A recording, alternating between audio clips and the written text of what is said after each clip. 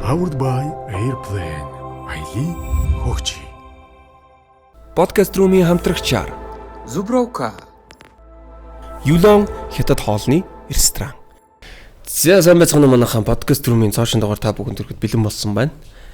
Powered by Airplane айлын хөгжи гэдэг өрөөтэй явдаг байгаа. Тэгээд манай подкастын маань ерөнхий ивент тэтгэгчээр Юлон хятад хоолны ресторан бид бүхэнтэй хамтран ажиллаж байна. Мөн Зубровка Чарна бид бүхэнтэй хамтран ажиллаж байна. За тэгээд өнөөдрийн зочноо та бүхний өмнө танилцуулахад бэлэн болсон байна. Подкастад маань манай мөрөн хүрэлцэн ирсэн байна. Нагийн хүрэлцэн ирсэн байна. Масонча хүрэлцэн ирсэн байна. За өдрийн минь манайхаа.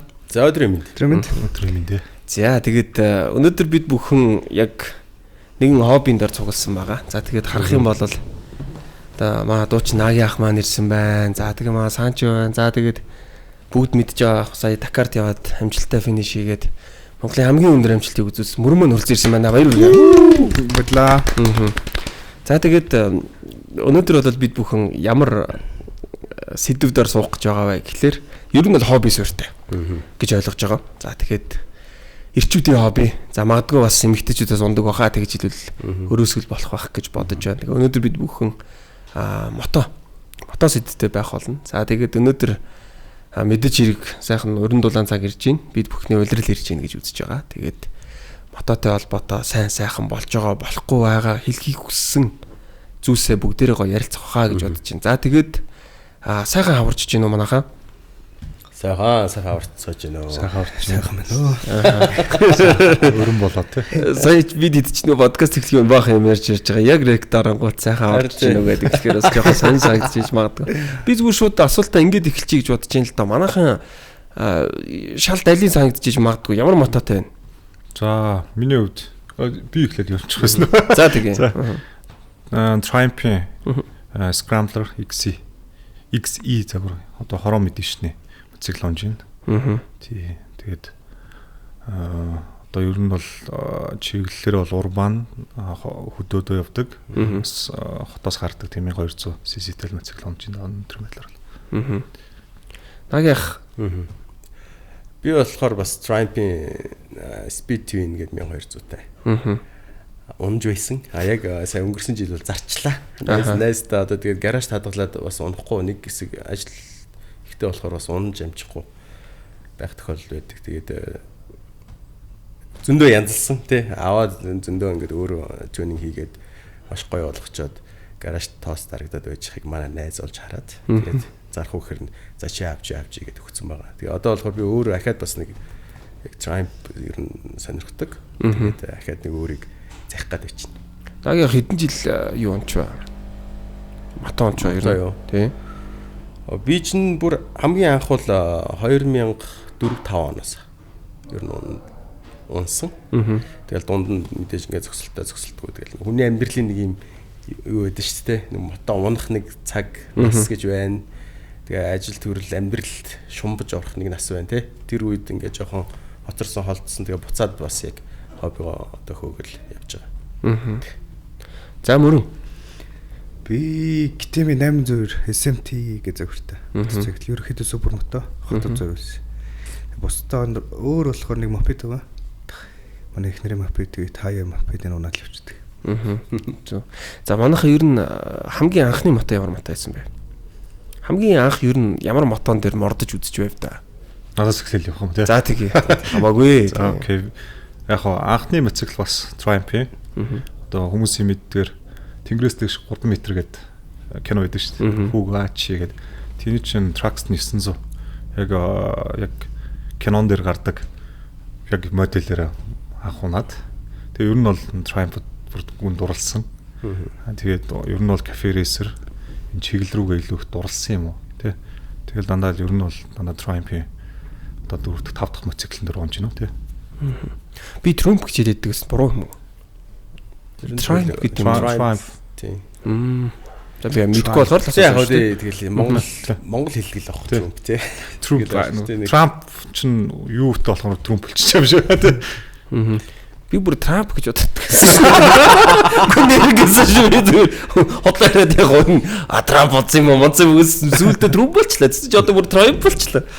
Triumph-ийн түүх ч угаасаа маш эртээр байсан л дээ. Тэгээд маш олон кинонууд бас гардаг. Тэгээд нөгөө дэлхийд алдартай болсон нэг кино бас байдаг те. Нөгөө Тэнгэрээс дэш 3 метр гэдэг. Тэр чи яг Triumph байхгүй. Тэр маш алдартай болгосон. Дээр нь бол Scrambled гэдэг одоо Mission Impossible. Одоо Jurassic World бүх дээр бас гардаг. Тэр нь аим алдартай тийм моцикл байдаг. Миний анхны моцикл гэх юм бол Age Planet 5. Би ч одоо их хуучны хүн шүү дээ. Мөрөнгийн хажууд. Ялчгүй хажууд. Одоо Age Planet 5 ч бас ялчгүй классик зовром да тий. Нэрэл классик улаан мөмстэй тий. Тэр үед чинь миний хөл хөрөхгүй. Тэгээд зогсчоод ах махаараа төшүүлээд хөдөлж явчаад тэгээд буцаж ирээд яг тэр байрандаа зогсож бариулах хэвээр нэг тийм хөвчлөлтэй баг байсан юм чинь тэгэл багасаа л ер нь 4 дугуйд 2 дугуйд бүх юмыг л туршиж үзхийг хүсдэг л тийм л байсан. За мөрөнгийн хамгийн анх морцсон моцикл одоо юу ах вэ?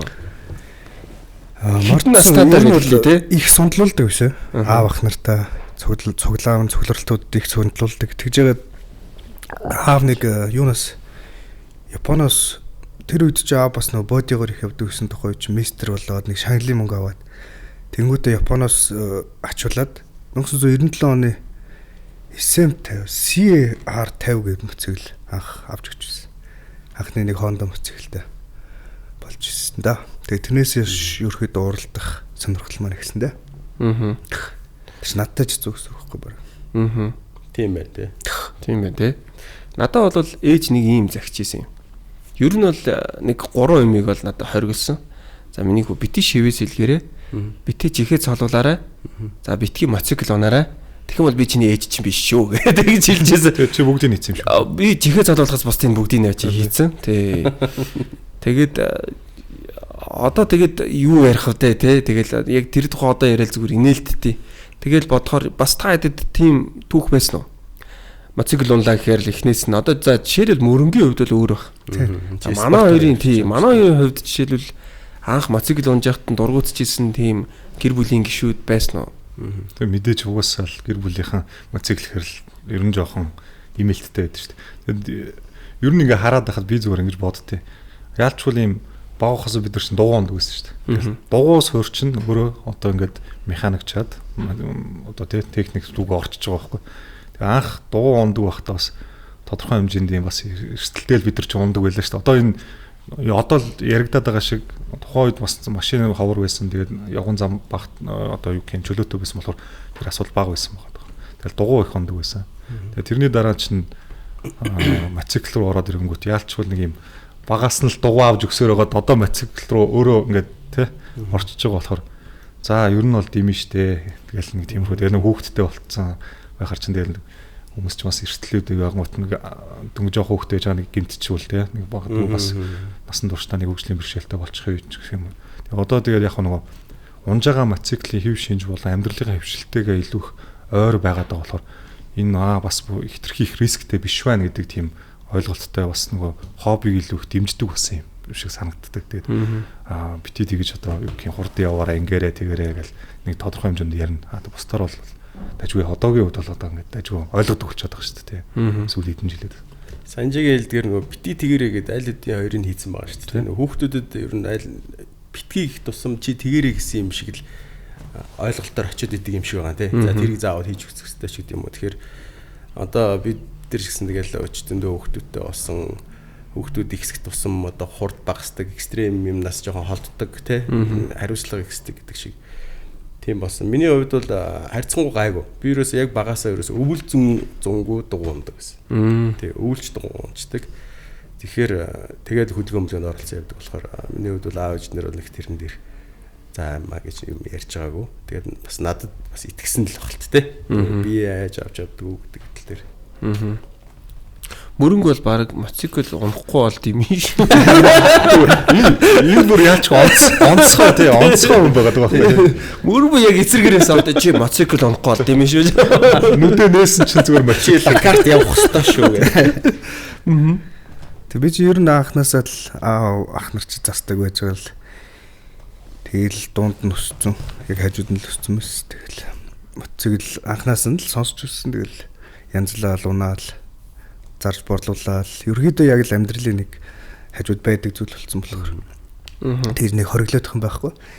Тэгээ манай бурхан болсон өвөө болохоор их битгий уралт гэдэг байсан. Гэмтэл маш их авдаг ус учраас ер нь болчвол яад юм бэ л гэдэг их зөвлөө өгдөг байсан дөө. Тэрнээс биш бусдаар бол манай гэр бүл ард байнга байждаг. Байнгын дэмждэг. Тэр тулдаа л ер нь амжилттай сайхан явж байгаа гэж боддог. За саяны Дакарын тухайд л гоё асууя гэдэг. Одоо жоохон гүнзгийрээ те. Одоо яагаад яаснаа мэдчихлээ. За магадгүй за мөрөнгийн талаарх мэдээллийг бол хүмүүс мэдж байгаа бас мэдгүй хүмүүс байгаа ах л та. Тэгэхээр мөрөн сая Дакарт ороод ямар амжилт үзүүлв? Дээр нэмээд хиддэх удаага оров. За тэгээд Дакарт оролцох ямар байсан тухайгаа бас манай подкастыг үзэгчдэд сонирхуулаач. За би болохоор 2 дахь удаага орсон. Өнгөрсөн жил нэг ороод сая энэ жил 1 сард уралдсан байгаа. 14 хоног уралддаг. 8000 км. Тэгээд тухайн уралдаанд маань болохоор дэлхий яг шилдэг 150 тамирчид очиж яг ус усаа шалгарсан тамирчид уралдаг. Ерөнхийдөө бол ус усын шилдэгүүд тэгээд техникийн хүчээр хин хамгийн бага цагийг 8000 км туулах вэ гэдэг л уралдаа усан байгаа. Тэгээд өнгөрсөн жилийн үед моторын асуудал тэгээд маш олон асуудалтай тулгарсан. Мөнгөний асуудал гээл энэ жил болохоор ялгаагүй бүх асуудлууд тулгарсан хэдиж мотоциклын дээр л асуудал гараагүй. Тэгээд нийт 150 тамирчнаас болохоор 29 дугаар байранд орсон. Тэгээд гавья талин бол тахтайгаа хамтдаа оролцсон. Энэ жилийн онцлог нь болохоор 2 хамтдаа явсан байгаа. Тэгээд ардталт нь гарсаа. Тэгээд тэрнээс илүү яг наадах процесс нь бол амар стресстэй байсан. Яг гэх юм бол надад яг тэгж мөнгө цуглуулах менежер ч юм уу тэр тал дээр юм байгаагүй. Ерөөсө бүх процессыг өөрөө хийжсэн. Тэгэхээр яг өвөлдчм мотоциклийн бэлтгэл хийх бол юу байхгүй боломж байхгүй. Би юм бэлтгэлээ хийгээд тэгээ ерөөхдөө бол нэг 500 гаруй сая төгрөгийг 2 дахь удаага босгоод яваад ирсэн. Ивент итгэгчтэй ачаар ер нь наваа дэмждэг манай пэйжийн дагагч нарын ачаар. Тэгэл өөр Монголоос ч Францаас, Испаниас гэлээ монголчууд цуглуулаад энэ залуу дэмжиж гэдэг өрөөгөр яваал. Тэгээ энэ жилийн бас онцлог нь хэм бол 8000 км туулна. Миний зардал 500 сая төгрөг. Тэгвэл 8000 км. Гэхдээ 500 сая төгрөг 8000 км туугаад 1 км-ийн зардал нь 65800 гэдэг зардлыг гаргаад намайг ингээ километрээр метрээр дэмжиж гэдэг ийм санаатайгаар яваад. Тэгээд нэг тэр бомд хөрөгийг 2 жилийн дотор өрсөн байлгүй. Бас үнэтэй спорт, үнэтэй хобби шүү дээ. Тийм тий. Гэхдээ би ингээд асуучвал энэ нууц 500 яг яаж хуваагдах вэ? Яхаар 500 болох вэ? Тэр ер нь бол нууц л да. Тэр нууц тавьсан. Тэмцээний бүртгэлээ өөрөө 20,000 евро.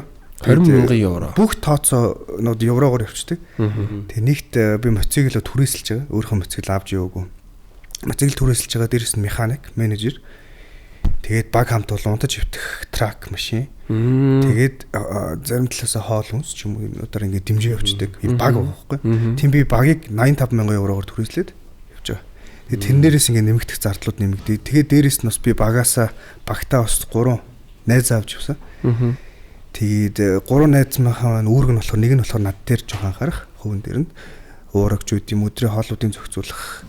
Тэгээд нөгөө 2 найз маань болохоор ерөөхдөө бичлэг хийгээд зүгээр би тэнд тэгж их мөнгө үрж явахгүйгээр бичлэг зураг аваад тэрийг дүрсээ авчирж байгаад янзлаад тэрийг innovation ч үт юм уу 88 аппликейшн ч үт юм уу буцаагаад зараа тэрийг нэг жоохон мөнгө болгоё л гэдэг зорилготойгоор бичлэг зураг авсан. Тэгээд тэр нэгээд баг багаар эвлүүлэгдээл явчих. Тэгэхээр одоо тэр удахгүй гарна гэсэн үг байна шүү дээ. Аваарай үзэр юм анхаа. Худалдаж авч үзэн шүү. Яг юу болдгийг тий. Одоо энэ нэг орсон мөнгө маань тодорхой хэмжээнд тийм нэг өөр хүмүүс туслах ч үт юм уу те. Яах юм бэ өөрөө чи надаас Өөрөөсөө чи дараагийн уралдаанд мөнгө хажуугаар нь юунд бас дараа жилийн Дакарт мэдээж хэрэг зориулагдана. Бас нэг ийм одоо нэг ийм ингэж олсон юмыг заавал нэг ийм буйнд өгөх хөстэй бололтоо те тэр чи хүн штэ би өөрөө эргэлээ л та те би зүгээр тэгээсэй гэж хүсдэг штэ те хамгийн гол нь чадж байгаа хүн байж штэ те тийм штэ тэгээ тэгээсэй гэж хүсдэг штэ түрүүнийг уушлаа те түрүүнийг бас нэг ийм уралдааны нууц шиг те бас нэг тамирч дунд одоо уралдаж явах үед процессонд одоо бийцэх ч юм уу тийм нэг юм яригдсан штэ тэр тал дээр бас одоо зогсолтгүй 600 км давхих хэвээр байхад голд нь яг тэр физиологийн асуудлыг яаж хийж хэрэг гарна шүү дээ. Тэгэхээр усуудгүй гэсэн тий бас. Бид нар чинь секунд ойлоор уралддаг учраас зогсох гэдэг зүйл бол яагаж байж болохгүй. Тэгээ өдөртөө бол багада 500 ихтэй 1000 явж байгаа. Тэгээд дунд нь зогсох гэдэг ч тэр нийлэн минут алдан зогсоод бицсаад мацилка асааж унтраагаад процессыг ерөөсөө хийхгүй гэж үүднээс бид нар бэлгэвч 3 ста бэлгэвч үүдэг. 3 ста бэлгэвч арай нөгөө бэлгэвчээс өөр гэдэг үү? Өөр. Тэгээ процесс нь нүдэнд бол өөр. Тэгээд тэрийг ингээд доошоо гаргаад ерөөхдөө явж байхдаа гаргаад явчихдаг. Зөв шууд ингэ шигээ явчих шүү дээ. Зү. Байгальдаа баг ингээл цацаалцсан шүү дээ. Нөгөө уралдсан замаар цэцэг ургацсан явж явах үү? Яг хойно хүн явж байгаа. Одоо шээ. Нөгөө нэг Batman машин чи хойно хадаас хасгадаг шиг те. Эдгээр шууд хойшоо шээ. За тэгээд дахиад баяр хүргэе. Наа чи би мэдээллийг нь бас яг нарийн ширээ аваагүй. Тэгээд гоё мэдхгүйгээр байжгаад энэ дээрээ гоё бишрэн шүтээд явчих гэж бодоод ингээ явчлаа. 8000 км гэдэг чи бас аимшигтэй биш үү те? Уртал таанч доо юу вэ? Монгол улсыг дээрээс одоо юу хилийн зураасаар бүтэн дөрөх юм бол 8 км. Хилийн зураасаар бүтэн дөрсөн биш наа юм чи. Тэгэхээр зөвхөн мөнгөндөө ч биш те тэр сэтгэл зүй төвчээр бүх юм тэр цаана бас асрах юм байна. Тэг яг ингээд энийг анх явах гал ингээд хүнд ярихаар итгэдэг л дээ. Чи намгүй босгох юм уу гэл. Би нөгөө фантастикийн тамираах тэр хүртэл очиод гэрт нөр уулзчихсан. Хаа яах вэ туслаач гэл.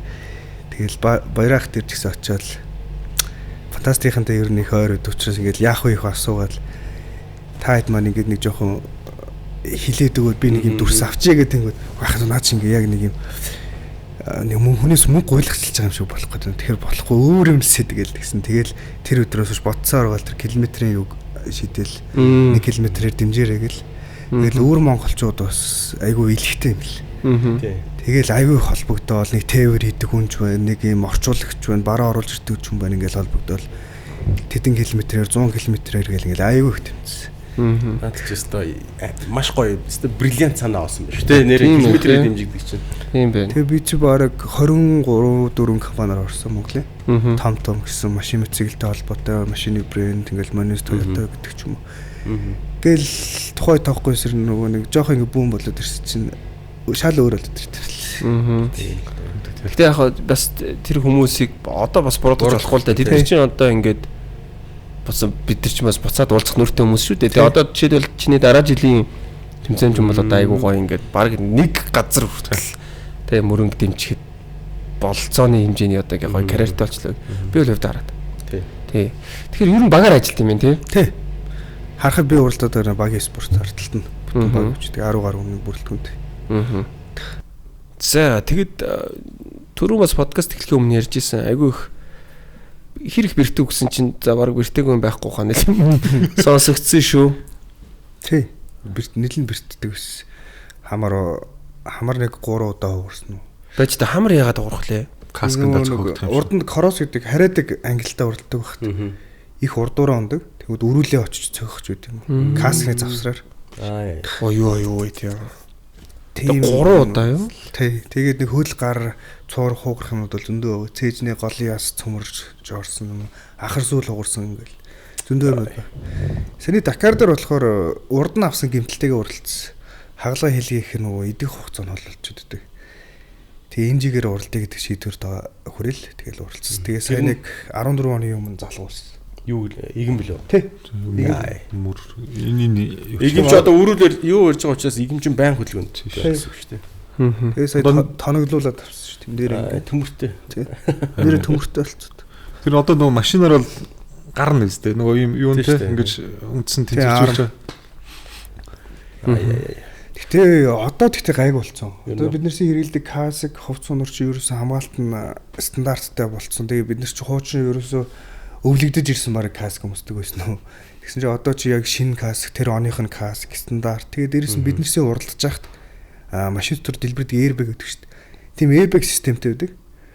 Ерөөсөө 2 удаа дэлбэрэх юутай.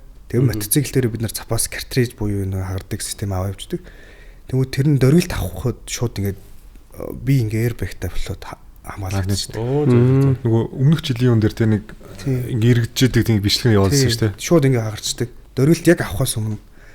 Тэгвэл би энэ гэмтлийг авсан шалтгаан гэх юм бол Монголд уралдаж байхдаа тэр airbag зүгээгүй. Нэгт миний буруу. Яг тийм бол нөгөө нэг талаасаа жоохон мөнгө хэмнэсэн л дээ. Нэг унахад тэр чинь 100 евро байхгүй. Картрет сольж байгаа. Хийж байгаа зүгээр нэг юм урд нь хүмүүстэй байсан нэмэх хамгаалт өгсөн. Тэгэл нэг сэрсэн чи имлэгт өчсөн. Монгол Японд өдөр очсон. 100 евро харамлаад оронд нь юу хатуу яа. Тэгээ яг тэ тэгээд олон ундаг болохоор тэгэл бас хэцүүлээд байгаа хэрэгтэй. Миний бодсноос амар өндөр өвтгтэй спорт бай шүү. Байна. Манай хоёр ер нь унаж бэртчих юу. Тэгээ ер нь одоо энэ мототой холбоотой гэхээр энэ унах бэртэх гэдэг юм асуудал ерөөсөө байнга наалдаад явж идэг. Энэ тал дээр юу гэж боддог вэ? Ер нь тэгээд яг минут одоо амжилтанд хүрэхийн тулд бас яг минут дойлоор хэмжигдээд явж байгаатай адилхан. Яг хүний хүл амьдрал бол мотоцикл дээр бас минут дойлыг анхаарал халтахад бас эвгүй баггүй юу? Ер нь тийм эрсдэл өндөр. Би болохоор мототой явж 2 удаа ослд орж исэн. Дандаа хоёулаа нөгөө юу байсан тэр үед чи акцент акцент Excel тий. За ялгаагүй дээ баг тий. Тэгээд яг тэр хоёр маш нэг нь юуны цэг төвийн урдталт шөнийн 2 цаг болж бороотой явж байгаад яг нэгдүгээр игнээс машин эргээд хажуудлаас нь цөм өгч ирсэн. Дандаа ер нь хойноос нь орж ирсэн 2 тохиолдол. Тэгээд тэр бол бас тархины нэлээд гэмтэл бас авч исэн. Ер нь бол нэлээд эрсдэл өндөр. Тэгээд нэг хэсэг мотоциклоо зараад нэг хэсэг завсарлсан. Тэгээд болгоомжтой явах хэрэгтэй юм байна. Ер нь жоохон хурд нэмээр санагдвал яг тэр үедээ л болчих хэрэгтэй юм байна гэдэг зүйлийг бас ойлгосон. Хотын манайхан ч бас яг мото, машин, хүмүүсийн харилцаа одоо хөгжөөд нэг удаагүй шүү дээ. Хотын соёлд тийм. Одоо жишээлбэл өнөөдөр яг Retro Brothers гэдэл яг саяхан нэгдэл ингээд орж ирж байгаа жишээ нь. Энд чи яг нөгөө нийгмийн яг хөгжил буюу хүн амын хөгжил, эдийн засгийн хөгжил бүх юм чи ингээд хизээж бид нар тэрийг товчилдгүү тэ хизээд пуучин шууд сууц юм шиг тэнд очтдгүү технологийн хөгжил шиг байж чаддгүү нийгэм өөрөө хүн өөрөө хөгжиж яг тэр харилцаа нөгөө бүх одоо кейсүүд тэнд бүрдчихэж тэр хөгжлийн нэг давцан дээр очиж байгаа шүү дээ. Яг тэр шиг болохоор одоо Монголд яг хөгжиж чинь тэгээд хүүхд залуучууд гэсэн маш их зүйл унж ийн маш их одоо бас аваар бас л сөрөг талууд бий болж ийн сурооноос ахуулаад тий зүгээр одоо скутер унж явж байгаа л гэдэг шиг одоо нөгөө зориултын зам талбай байхгүй учраас зөндөл юмнууд байна. Одоо тэрнээс ахуулаад зориултын зам талбай нь бий болж эхэлж ийн тий ингээд нэг юм харилцааны зөв хөгжлүүдийн дистарал бий болж эхэлж штэ тий тэгээд гэдэг шиг одоо л бүх юм ингээд бас нэг юм одоо дистара юмдаа орж эхэлж байгаа болохоор одоо залуучууд бас маш боломжтой байх хэрэгтэй. Мэдээж хоббитой байна гэдэг гоё хоёр дугуйтай юм уу явах бол хамгийн гайхамшигтай юм дэр төрүүлдэг тий. Тэгэхээр юу боломжтой байх хэрэгтэй. За миний хувьд би ч нэг амар осолд орсноо тэгээд нэг хүнд хилээд байдгүй. Яг нэг удаа осолд орсон. Тэгээд яг бид эдийн нэг бас одоо ингээ анзаараад хахад энэ түгжрэл бас бидэд бас жоохон аварын одоо рискийг багасгаж өгöd байгаа юм шиг санагдаад байна шүү дээ. Тэгэхгүй ингээд нэг өмнө байхад задгаан юм машинтай 2 машин хурдан мөргөлдөхөд бэртэх магадлал өндөр те. Одоогийн бол одоо яг бидэд ингээд нөхцөл байдлын үед одоогийн нөхцөл байдалтай л хэрэгжил л түгжрэлтэй байгаад болохоор аль их зайгаар нь ч юм уу те ингээд боломжуудаар яваад байгаа. Тэр нь бас нэг одоохныхан да те. Өнөөдрийн төвшөнд бол арай жоохон риск багтаа байна гэж харагдчихэв. Тэгээ миний хувьд бол яг одоо хүүхдийн ордны уртлын нэг гэрлэх байдаг шүү дээ. Автобусны буудлын. Тэрэн дээр нэг хойноос Прус нэг 2 дугаар гнээс 1 дугаар гнэлүү шилжчихсэн чинь хойноос бүхс рүү мөргөл эргэл онсон. Тэгээд яг бас нэг том юм нь бол каск байт юм байлээ. Каск маш сайн чанарын болон одоо бид ч бас тэгдэж нэг каск чинь өмсөх хугацаатай тий. Нөгөө хатна эн чинь байнгын нартай гадаа юугаад болохоор тэгэхээр нөгөө каска тогтмол бас нэг 2 жилдээ болтгүй маа гэхэд нэг шинэ каск солих хэрэгтэй байна. Хордож бас тодорхой хэмжээний хелметүүд өмсөх хэрэгтэй байд юм байна гэдэг. Энэ мэтчлэн бас ерөнхийдөө өөрсдөө хамгаалах нь зөв. Тэгээд одоо миний хувьд болохоор манай унж байгаа төрөл манай клубын одоо мотоцикл бол тодорхой хэмжээнд одоо нөгөө торк юу өдрөн suspension гэдэг лөө тий одоо нөгөө юу бас урдааны мотоцикл шиг тийм айхтар хурдан хүчээ авахаас илүү намлаг талын мотоцикл болохоор илүү их бас жоохон эрсдэл талдаа ч юм уу хурд юм энэ төр бас надад бол арай бага санагдаад тий нөгөө мотоны одоо өрүүлний байрлал тий нөгөө биений хилэмжний байрлал зүртэл чинь мотоциклийн гэмтэлд бас нөлөөлөх байгаа даас түрүү ирсэн шүү дээ. Дээгүр үсэрдэг гэдэг шиг одоо байконс хүн чинь ер нь бол байнга тонгоож явж байгаа.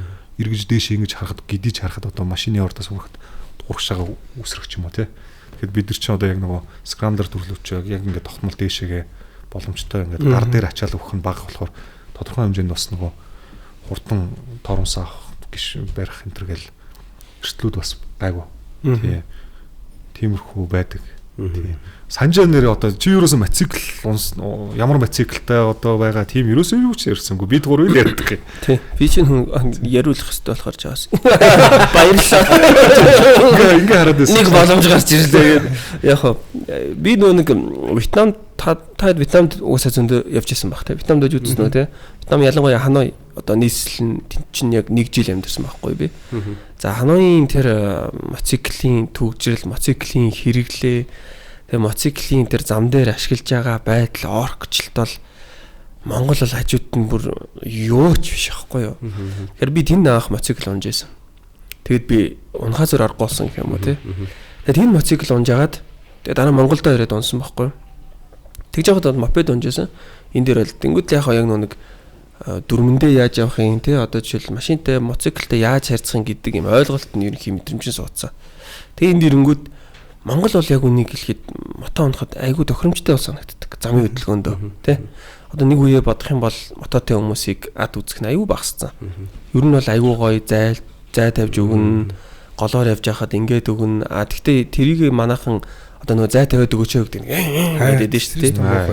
Тэр бол айгүй муухай хөдөл гэж би хувьдаа бодож байгаа. Бусдаараа бол манай жолоочд ер нь мототой хүмүүстэй айгүй гоё харьцдаг болсон шүү дээ. Нэг үеэд бол та хэлж бодож байгаа юу? Тий. Зам тавьж өгдөг шүү дээ. 100% ер нь бол нэг үеэ бодоход хамаг өөр болсон бэл. Тий. Тийм тэгж бодож байгаа. Би тэгээд яг юу ондог юу лээ? Юу лээ? 883. Royal Enfield-ийн Continental GT 650 гэдэг яг кафе рейсер болгоод би өөрөө кастом хийсэн. 0-оор нь аваад та бүх юм тариал аяхын хаялцч хүмүүс. Чи одоо шиний авчаа таныг юм уу гээл тэгээд тэгэл яг болгоцоо энэ бол хараад ваа ямар гоё юм бэ гэлдэг ч тээ. Ер нь бол би яг кайфердэг. Гэхдээ бас ажлаа амжуулдаг. Манай клубын гişүү.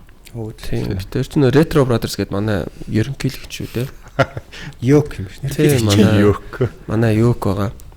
Подкаст румын хамтрагчаар Zubroco бид бүхэнтэй хамтран ажилладаг үлээ. Тэгэхээр Zubroco брендийн цоо шин нэр төрлийн бүтээгдэхүүн маань за Монголын дэлгүүрүүдээр худалдаанд гарч ирсэн байгаа. Тэгэхээр энэхүү бүтээгдэхүүний хувьд Zubroco Charna гэдэг нэртэй бөгөөд за Zubroco брендийн арай илүү премиум хувилбар юм.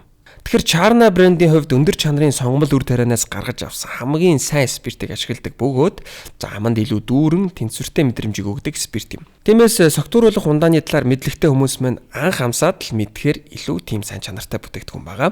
Тэгэхээр савлгааны хувьд ч гэсэндээ ялгаатай за хар шил амун минимал дизайнтай болсон байгаа. Өнөөдөр хэрэглэгчид Zubroco брендийг чанартай арх гэдгээр нь аль хэдийн мэддэг болсон. Тэгвэл Charna бол тэр итгэлийг илүү өндөр түвшинд баталгаажуулж байгаа хувилбар гэж ойлгож болно. Ингээд подкаст румын хамтрагчаар Zubroco брендд бүхэнтэй хамтран ажиллаж байна. Шинэ бүтээгдэхүүн Charna.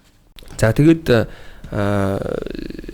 нэг юм яндангийн асуудал гарч ирээд идэг. За яндан дээр манайхаа ер нь ямар бодолтой явдаг вэ? Би үл жил хотгон руу орохдоо сайхан унтраагаад ч юм уу те аль болох болж өгвөл ингээд энэ дээр нь тавиад өнгөрүүлээд орохыг бол хичээдэг гараж мараш руу орохдоо те та хэд маань ер нь яндан дээр ямар бодолтой байдаг вэ? Энийг талцдаг салив те яндангийн стандарт ч уусаа дэлхийд 93 дециметр гэдэг. Децибел л те. Тэгэнгүүт Монголд байгаа ихэнх мотоциклүүд тэрнээс дээш болчиход байгаа. Яагаад гэх юм бол нөгөө урдаас ирсэн зүгээр бараг турбо хийгээд байгаа байхгүй. Тэр нь гоё юм шиг санагдаад байдаг. Тэгвэл нөгөө талаасаа бас өөрсдөө хамгаалаа байгаа гэж хараад тий бас хардаг үндэслэлэр л дээ. Гэхдээ ер нь 93 дециметр гэдэг чинь хангалттай сонсогдохоор юм байна л дээ. Тэгээ одоо болохоор нөгөө нэг үзлэг онцлогооны газрууч тэрнээс дээш байх юм бол буцаадаг болцсон. Тэгээ нэг талаасаа одоо стандарттай болоод ирж явах шиг байна. Тэгээ хүн болго чанга яндан тавиг гэхээс илүү энэ айж ухах нь уу ч юм уу энэ ийм үү гэж асуудаг болсон бэл. Би ялангуяа одоо нөгөө яг худалдаан дээр нэдэлж байгаа. Төв цэг дээр нь байгаа юм болохоор сайн мэдж байгаа. Тэгээд байрлал ер нь шүн ихчлээ орж байгаа бол унтраагаад орчдөг шагдуутай санаа айгүй санаа зовдөг. Тийм шүү дээ. урданчин бол тэрийг боддгоо байсан юм аа. Хөөгдгөө байх үедээ ч юм уу. Ер нь жоо хамаагүй л шүү дээ. Тий. Одоо болохоор ерөөсөө ингээл айл болох нэг хүн садаа болчихгүй юмсан. Тэгээ ингээ машин барь явж хат бас яг ингээ машины дундуур орилуулж явж байгаа нэг харахаар ёо ямар дагдчихор чи ямар муухай юм бэ гэж хэлмээр. Хотхон мотхонтой консол авчихаар ер нь бол тэгэл бацхаар дуун багасчихдээ шүү дээ. Моторынхаа дүү. Тэр байдлаасаа бас явах боломжтой шүү дээ. Уул нь хүмүүсийн л өөрсдийнх нь мотоцикл унж байгаа хүмүүсийн л ухамсарын асуудал байхгүй. Бид ингээл тэгээ өөрсдийн ингээд юу байхгүй бол бацаал орчих л. Тий. Тэр чинь тэгээд яг тэр үннийг гэж ярихгүй шүү дээ. Тэр чинь нийт тэр мотоциклчд гэж ярьдаг учраас манайхан тэрэн дээр бас жоохон болтой. Одоо тэгэл гоё тоногийн янднууд байдаг. Гэхдээ ингээд яг стандарт хангасан буюу ингээд мотоциклуудын янднууд гоё брэндүүд байгаа шүү дээ. Тэгээ одоо сүүлийн мотоциклууд ч бас хаазлаагүй үед хаадаг хавхлагтай болчихсон. Чанга үедээ бол хаазалж явах үед та чанга. Бусууд үед болохоор нам болчихлоо баг гэж харагдчихсан. Тэр бол айгүй гоё тийм лөө. Индиан дээр чинь тийм мото юунууд байдаг шүү дээ. Янднууд. Тий, хавхлаг. Тий. Танаач нэрээ Индиан оруулаад ирсэн. Тий, Индиан оруулж ирсэн. KTM гэдэг брендийг оруулж ирээд чинь манай аав ээж баг нэг 10 биш 15 оноос хойш гэдэг чи одоо баг 11 жил болсон. Тэгээ Polaris Indian гэл ерөөхдөө дэлхийн брэндүүдийг оруулж ирээд ерөөхдөө одоо ингээд хүмүүс таниулаа л явд. FTR гэдэг мотоцикл нь харсан. Scout Bobber гэл. Бобрууд нь бас гоё тий. Лагийнх яндан дээр юу гэж бодож байна? Би ч яндан хөөлж явснаас биш. Тэгээд маш хэцүү шттэ ер нь бол. Гэхдээ нөгөө тийм саагийнх нас гэж байдаг байхгүй. Тэгээ өөрөө нөгөө хүүхэд өөрөө хүүхдтэй болж зүг амьдрал үзээгүй те яг нэг юм бүх юмыг орилуулна гэл ингээд чанга мотоцикл чанга одоо яндантай машин шиг юм уу те. Одоо яг стил бол байна яг тиймэрхүү асуудлууд бол зөндөө бас байгаад байна те. Монголд шөнө унтах гал хөвтөж яхад л орилуулж л байгаа харагддаг сонсогддог. Тэгээ тэр хүмүүс маань яг өөрсдөө нөгөө яг хүүхдтэй болол цонхоо хагаал чимээ шугнаас ингээд хэлэхээр хүүхдүүдээс ч яах вэ? Яг тэр үед бүр илүү их мэдэрдэг юм шиг санагддаг. Тэгээ яг тэр одоо цагаад байгаа залуучууд цаг хугацаа байгаа мэдээж дээр нь одоо өөрсдөө ухамсарлах хэрэгтэй юм байна гэдгийг ойлгож байгаа. Чи зөвхөн чамаас болж тэ мотоциклчид гэдэг одоо тэр нэр хүндийг чи бас авч явж байгаа шүү гэдгийг бас залуучууд ухамсарлах хэрэгтэй. Тэгээд аль болох нэгэндээ юм төвгүй хин нэгэнд юм дарамтгүй тэгсэн мөртлөө өөрийнхөө кайфыг гоё эдэлдэг тэр нэг юм зүйл рүү л орох хэрэгтэй байх гэж боддог. Тэгээд мотоцикл ер нь бол нөгөө дэлхийн 2 дугаар дайнаас хойш хүмүүс илүү их эрхчлөө тэгээ айцгүй газар эрхчлөө оршдог гэдэг шиг эрхчлөөг хайж өөрийн гэсэн амьдралын нэг гоё хэв маяг руу ингээд явж эхэлсэнтэй. Тэгээд тэр үеэс ихэлсэн тэр нэг гоё мэдрэмжийг авах гэсэн залуучууд маш их байдаг. Тэгээ өөрсдөө тэргээ гоё юм ёс зүйтэй ухамсартай байгаасаа гэж боддог. 2000-аад оноос хойш бол яг орчин үеийн кафе рейсийн стил бол бүр яг юм хэв маяг харагдах байдал руу илүү хүчтэй ч юм уу тэр биш. Тэ нөгөө илүү чанга дуутай ч юм уу тэр биш болж эхэлсэн. Тэгэхээр аль хэдийн энэ хөгжил ингээд дэлхийд даяар явагдаад ингээд одоо ийм яг ийм гоё одоо хэлбэр рүү орж эхэлж байгаа. Тэгэхээр залуучууд бас яг тэр хэлбэрийг бас ойлгож мэдэрч яг тэрнтэй бас хөл нийлүүлж ахлах хэрэгтэй.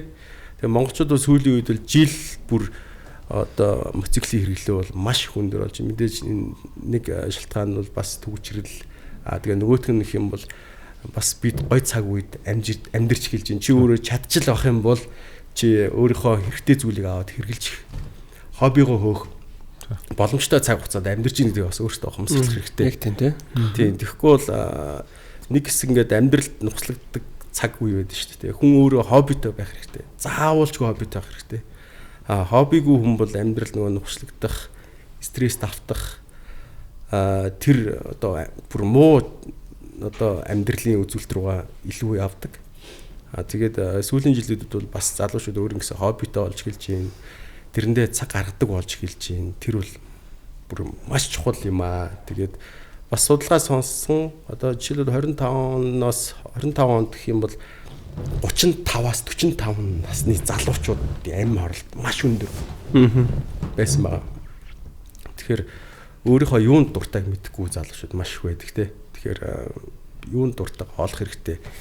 ямар ч тохиолдолд чи мөнгөтэй ч байсан мөнгөгүй ч байсан чи өөрийн гэсэн жижиг хоббиг бий олгоод тэрийг хөгжүүлээд явах. Одоо маш чухал шүү. Чиний амьдрал чи хоббигоо хийж байгаа тэр цаг хугацаанд авж байгаа тэр мэдрэмж буцаад чиний гэр бүлдээ зарцуулж байгаа найз нөхдөдөө хамт байгаа тэр гоё мэдрэмж чинь одоо бүгдийг хөвөлдөг, цэцгэлүүлдэг, тэ хин нэгэнд чинь нэг инспирэшн өгдөг. Тэр бол маш чухал. Тэр бол маш чухал юм санагдав минийд.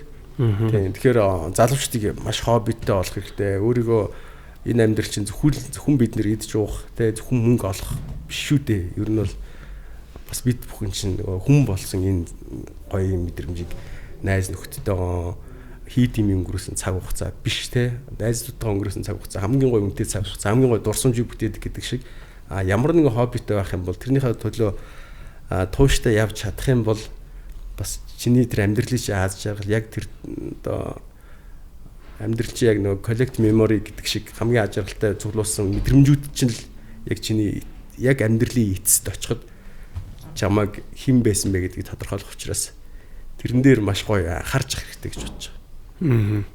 Миний бас амар их ярилцдаг сэдв байхгүй. Би хоббиний тухай амар ярилцдаг төртэй. Тэгээ угаасаа хоббитэй болохоор л ингээл дүрлээ сууж нэг гэж ойлгож байгаа л та. Маш их стрессийг бас тайлдаг тий. Тийм шүү дээ. Түүний энэ дэр нэг зогсгоо нэг зүгээр юу ачих вэ? Гэм жижиг. Одоо энэ эрчүүдийн бас энэ сэтгэл зүйн асуудал чинь бас айгүй өндөр явагдаад бусад орнуудад тий. Манай Монголд бол одоо ингээд бас нэлээд одоо энэ лүгээ ойлголт нь илүү тулаад байдаг. Тэгээд бас энэ дэлхийн нийтэд яг нэг өдөр нэг цагт болдог. Одоо нэг цагт биш ээ. Нэг өдөр болдог энэ эрчүүдийн сэтгэл зүйн тий асуудлаар болон одоо энэ төрүү булчирхай болон эрчүүдийн эрхийг хамгаалах зорилгоор бас энэ дэлхийн нийтэд ийм классик ретро чиглэлийн vintage чиглэлийн залуучууд нь ийм мотоциклаараа парад хийдэг байхгүй. Тэгээд энийг бас бидэд аль биесны хэрэгтэйгээр энэ жил бас Монголд хийх гээд одоо бэлтгэл ажлуудаа хангаад явж байгаа. Тэгээд зүй ёсны угаасаа ялчгүй ингээд сонгодог хүн энд бас мото спортын бас нэлээд том төлөөлөл гэж хараад байна тий. Тэгээд өнөөдөр манай Санжаа ингээд урьж оролцуулж баярлалаа тий. Энэ мэтчлэн бас ингээд жижигхэн бас зүгээр нэг тэр чиг хизээ. За мэдээлэл хүргээлээ. Тэгээ мэдээлэл хүрэхэд 5 сарын 17-нд тий. Дэлхийн нийтэд бол нэг өдөр болдог. Одоо Монгол улсад энэ жилийн хувьд бол 111 дахь улс нь одоо болж аль бие усны эрхтэйгэр Монгол улсын одоо нутаг дэвсгэр дээр нэг гэрэл ассан. Энэ нь болохоор яг манай клуб яг аль бие усаар зохион байгуулахаар ажиллаж байна тий. Ретро мототой хүмүүс очиж уулзалт. Одоо тэр мотоцикл нь өөрөө бас ингээд классик чиглэлийн тий ретро мотоциклууд байгаа. Vintage. Тэрний өдөр нь бол ингээд dress code-тай мэдээж юм хотын ганган залуучууд тий хотын соёлтой бас эмэгтэй хүмүүс ч байгаа л да. Тэр ингээд нэг өдрийн парад болгож нэг цэгээс нөгөө цэг рүү очдог. Тэнд байгаа тэр соёлын өдөрлөгөөр болон одоо энэ залуучуудын фонд үүсгдэг байгаа байхгүй. Тэр нь болохоор дэлхийн нийтэд залуучуудын л одоо эрэгтэй хүний юу нэг сэтгэл зүйн тий одоо асуудлын түрүүний ярьсан одоо нийт хөгдөг тийм фестивал. Тэгээд та эдийг бас болцсон ирээрээ. Бас манай ер нь л ингээд харахад бол хоттой бол дандаа классик залуучууд л харагддаг шүү дээ. Зүй ёсны Нагийн холбоор насаар төлөөл гэж би харддаг. Нагийн хоч дуулна. Шууд болгодог. Чи нууцыг нэлчлээ гэх. Уг нэг тийм ихнээсээ яриаггүй юм да. Тийм шууд яцсан. Тэгээд би зөвөр ингээд бас мотоциклоос гадна бас миний зөвөр хараад байгаа бол Нагийн ах манай Санжаа хоёр ч бас яг юм дээр үеийн ретро чиглэлийн сонгодог чиглэлийн машинуудыг цуглуулдаг, кастом хийдэг тийм залуучууд бас харагдаад байна шүү дээ. Яг бидний төрөл өөр шүү. Ихтэй Наагийнхаас ч таны ер нь яг зорилго юу вэ? Яг яа гэж юм те. Одоо яг яах гэдэг вэ? Зорилго амар асуусан. Миний одоо яг багын 10 жилээс хамт нөхөрсөн найз байдаг. Монголд хамгийн анх амар түш гээд Монголд хамгийн анх Мустангийг оруулж ирж ирсэн. Тэгээ бид төрж өстэй жинх нөгөө үр дүрэндээ орж өссөн найзууд гэдэг шиг. Тийм найзууд. Тэгээд анх маань хүн болохоор 470 тэр үед ч од байсан уу ихгүй юу? 470 авах үнээр Америкаас тийм машин одоо гэр бүлийн зөрчилдөөний дундаас хоёр алтай купе хобби тийм тэрийг оруулж ирж байсан баг. Тэндээс би бол үнэхэрийн одоо яг тэр машиныг зам дээр унаа явж хаад King of the Road гэдэг тэ тэр мэдрэмжийг би авсан учраас за ерөөсөө би яг юм ретро юм хуучны машин байх хэрэгтэй. Гэхдээ нааги чи тийм үнэтэй машиныг тэндээс авчирч чадахгүй. Тэр үед боломж байхгүй. Чи яах ёстой гэхээр Монголд явж исэн хамгийн хуучны машиныг авч янзлах ёстой юм байна гэдэг.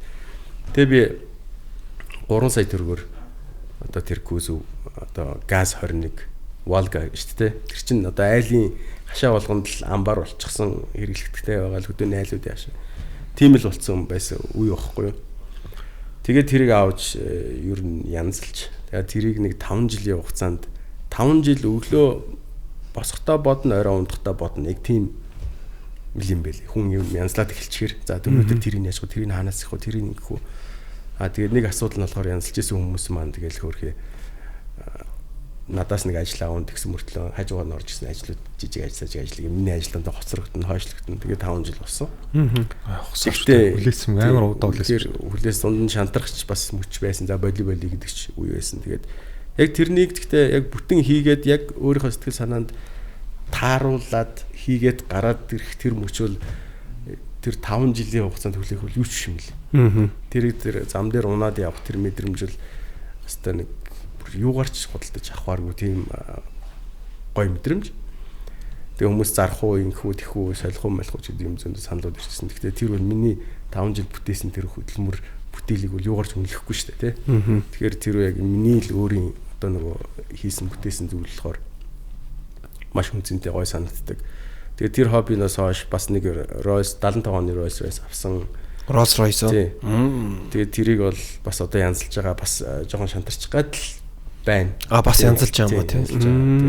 75-ных тэр цэнхэр нөгөө өнгөтэй өснө үү цагаан нь шарн тийм кинон дээр гараад идэг. Тийм кинон дээр гардаг шүү дээ, тий. Тэр чи одоо өөр өнгөтэй болчихсон. Чи баг мэдэх байхаа. Тийм. Эги тэр дамжсан шүү. Обох тэр нэсүүлж энэ дүү. Тэгээ одоо обо биш ээ, эги дээр ба. Эгийн гараж дээр. Тоормсны шин систем гэл бас ер нь бас зөндөө амар ажилласан. Одоогоор бас хичнээн цаг хугацаа, хичнээн мөнгө төр орсныг шүү мэдхгүй дээ. Тэгэл орж ирсэн бас мөнгнөөсөө ингээл хобби руу зарцуулаад. Би нэг Volga 2104 1980 оны хамгийн сүүлийн онтой. Тэгээд нөгөө Blue Edition доторх салууны улаан байдаг байхгүй. Тэгээд тэрийг Монгол улсын Баатар хүнээс аваад. За. Тэгээд би нөгөө Монгол байгааг байхгүй. Айлын хашаанд тавьж засварын газар дээр нь тавьсан байсан. Нэг 2-3 жил мартцсан нөгөөдгөөч Монгол байхгүй гэсэн. Нэгэрсэн байхгүй ч мэд. Чи манай ээж. Өө мэдхгүй тэр хүний хашаанд байгаад харин тэр хүн чамаар руу залсан ч байхгүй гэдээ харин. Тэгээд авч явах юм бол үгүй болчих гээ. Яа. Тэг үгүй болчихсон. Харин. Тэгээ яг уу үгүй яасан чи тэгэл нөгөө нуулан тэр ингээд ийм Монголд яг аль бие осор гэдэг шиг ийм яг жинхэнэ оригинал Blue өнгөтэй нэг тийм Volga байдаг л да. Яг цэнхэр өнгөтэй ийм лайнтай энэ. Тэрний чинь яг ориг хөвлбөр надад байсан чинь байхгүй. Тэгээд яг засахаас өмнө явцсан байдээ. Гэтэ гоё шүү дээ. Тэгээ тийм засан янзлна гэдэг чинь бас нэг байнга дотор уяатай нэг ийм зоригтой болчих жоох хэвчтэй. Бас нэг өөр нэг юм бодох. Өдөр шөнөгүй ингээл амьдралын стресс ажиллахгүйгээр бас нэг тиймэрхүү юм бодох чинь бас үнд бас юм гоё юм арай чөлөө гэж байгаа байхгүй тийм ингээд засварч чинь за энэ болцсон шүү чи нэг ирээд үзээрэй гэх дуудлагч бас тасархаа шүү тийм. Йоо за газ яваад очих уу гээл зүгээр. Тэгэл очивол яа за баярлаа гээл тэл. Хичнээн удсан ч хамаагүй яг нэг болчихно гэдэг чинь тэр чинь бас нэг ийм айгүй хэцүү. Би одоо төмөл маш янзд боллоо. Зарим нь болон заяа удаж байгаа ч хамаагүй болж ивэл гүд болтгүй байхгүй юу тий. Болохгүй байхгүй. За болсонгүй бууж өгөх прожектууд байна шүү дээ. Тэд нар чинь бол бас үнэхээр амар юм харамсмаар гонхтой мэдээж. Чиний ямар машинууд вэ? Яг хөө минийх ч одоо ингээд таад боддоо Tokyo Drift гэдэг кино гарч ирсэн шүү дээ. Саяхан л юм шиг санагдаж байгаа. Гэтэл 20 жилийн өмнө гарчээ тэр кино. 2006 оны кино байна. Тэгээ бодохоор одоо 20 жил болцсон байна. Гэтэл тэр кинон дээр гарч ирсэн машинууд одоо ерөнхийдөө жоохон леженд домог тал руу орсон 90-д оны машинууд байхгүй тий. Тэгээ миний одоо машин сонирхогч ялангуяа энэ GDM сонирхогчдын дунд бол угаас номер 1 кино Tokyo Drift байдаг.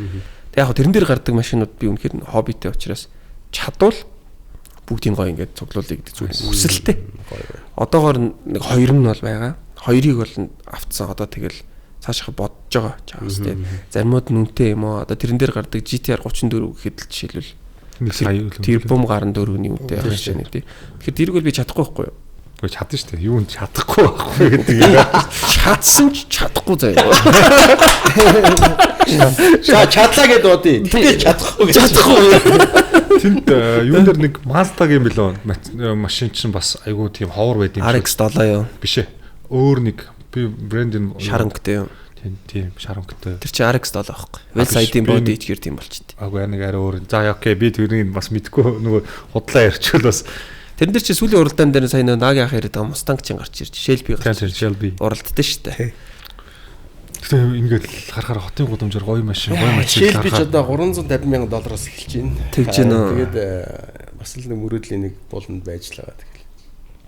Таас унал да. Хоёулагийн 30 миний 34 таны Shelby харин тийм л юм байна. За тэгээд би нэг юм асууя.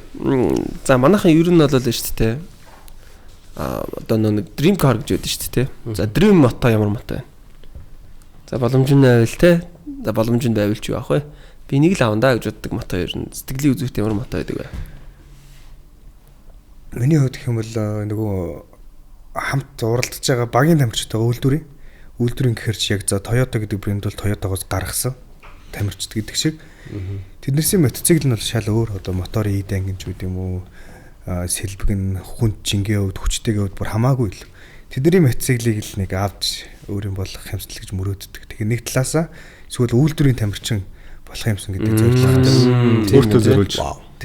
Тэр чинь яг миний гарны урт, хурууны урт, хөлний өндөрч үт юм уу, тавхааны барьж байгаа байрал гэдэг тэрэнд нь бүр хамаарч ингэж үйлдвэрлэж өгдөг. Тийм л мотоциклтэй болох гэсэн. Нэг ясандаа нөгөө нэг Шумахер F1-ы тийм Шумахер шиг ч юм уу эсвэл тэ одоо Льюис Хэмилтон энтер шиг яг нисгэгч нь болж байгаа юм шиг болохоор чамд бүр зориулсан кастом мото гарч ирсэн. Тийм бүр мөрөн эдишн гэж гарна гэсэн.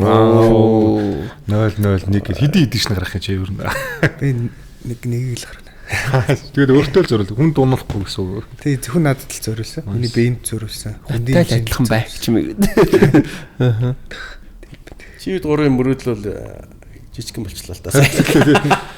Ямар ч хойноос тийм мотоцикл гэж хэлээд ямар ч чиний хэлгээр ямар ч боломжгүй болчихсон. Боломжтой байсан ч боломжгүй. За Наги ах их юу вэ? Би болохоор сая нөгөө найстаа өгсөн мотоцикл дээр яг өөрийнхөө нөгөө сэтгэлээ шингээгээд кастом хин гэдэг. Яг өөрийнхөө тий. Мөрөнгийн хувьд бол хүмүүс яг чам зориулж ийн гэж. Би болохоор өөртөө зориулаад таалагдсан бүх юмдын солиод кастом хийсэн тийм мотоцикл миний хувьд гоё. Тэгээд одоо дараагийнхаа өөрөө хийх үү яг үснээр кастом хийсэн газраас худалдаж авах уу гэдэг тийм л бодолтой байгаа. Тийм. Ер нь бол бас кастом хийсэн мотоцикл бол гоё те. Бас сток нь гоё шүү. Ер нь ийм надад зүгээр тэг санагдаад байгаа. Бас тодорхой хэмжээний чинь нөгөө мотоциклуудын брендинг одоо топ гэсэн юмнууд байгаад байгаа. Тэр бүгдийн цуглуулмаар л байна л да. Тэгээд сүүлийн үед ч юм уу эргээд ингээд нэг хуучны кастмууд гэдэг байгаа шүү дээ. Одоо тэр BMW-гийн R175 энэ гэдэг үлээ тийм нэг юм хуучны юугаар боксер мотортойгоо ингээл тэр идрүүдийг Монголд бас ховор байдаг. Гэхдээ 1-2 байдаг юм шиг үлээ. Тэгээд тэдний яг юм классик чиглэлийн одоо юу гэх юм тийм кастом хийсэн мотоциклыг бас олж авах. Тэгээд сүүлийн үед бас cruiser чиглэлтэй бас юм би чинь жоохон өндөр. Тэгээд нэг мотоцикл унахаар юм яг мотоцикл жижигдээд харагдахад тэгэнгүүт юм жоохон R12 тий тэр тал руугаа жоохон том тал руу хэдэн оных вэ эдгээр чинь R12 ч юм бол одоо ингээ 22 оноос хойш мотоциклууд байгаа байхгүй үйлдвэрсэн тэгээд тэр нөгөө R100 энтер гэдэг чинь бол одоо хуучны одоо тэр юундээ R90 эдрэж чинь өмнөх загвар нь гэсэн үг л дээ энэ классик загвар нь Triumph-ийнхаа буцаагаад одоо бас хууч эдишнүүдийг бас цуглуулах боломж нь байвал тий. Тэр нөгөө Elvis Presley-гийн ундаг одоо тэр нөгөө Triumph байдаг шүү дээ. Тэр чинь одоо ямар 75 гэдэг үлээ. Тэр мэр загвар нь бас цуглуулаад авал бас гоё л байна л да. Ер нь ингээд нэг юм циклууд ч юм уу шин топ хуучны бас гоё юм одоо нэг тэр хүмүүсийн нөгөө түрүүний юун дээр хэлдэг шиг кино юм дээр гардаг шиг тийм циклуудыг бас цуглуулах хүсэлтэй л байна. Та нар тэр талаар бодож үзсэн үү? Одоо бид нар ингээл хоббигоороо цуглуулна заяа. Бид нар насан туршаа цуглуулаад за нэг өвгдөд болоо л тийм ингээл. Яг тэрийг одоо цаг хугацаа аим өөрчлөгдөж байна л да. Хүүхдүүд те бодол тэр хүүхдүүдийн нэг их юм дач холбогдлохоо болж тийм манай өвөө аавын гэхээ нэг болж юм тийм бүх юм маш easy болчиход байна шүү дээ.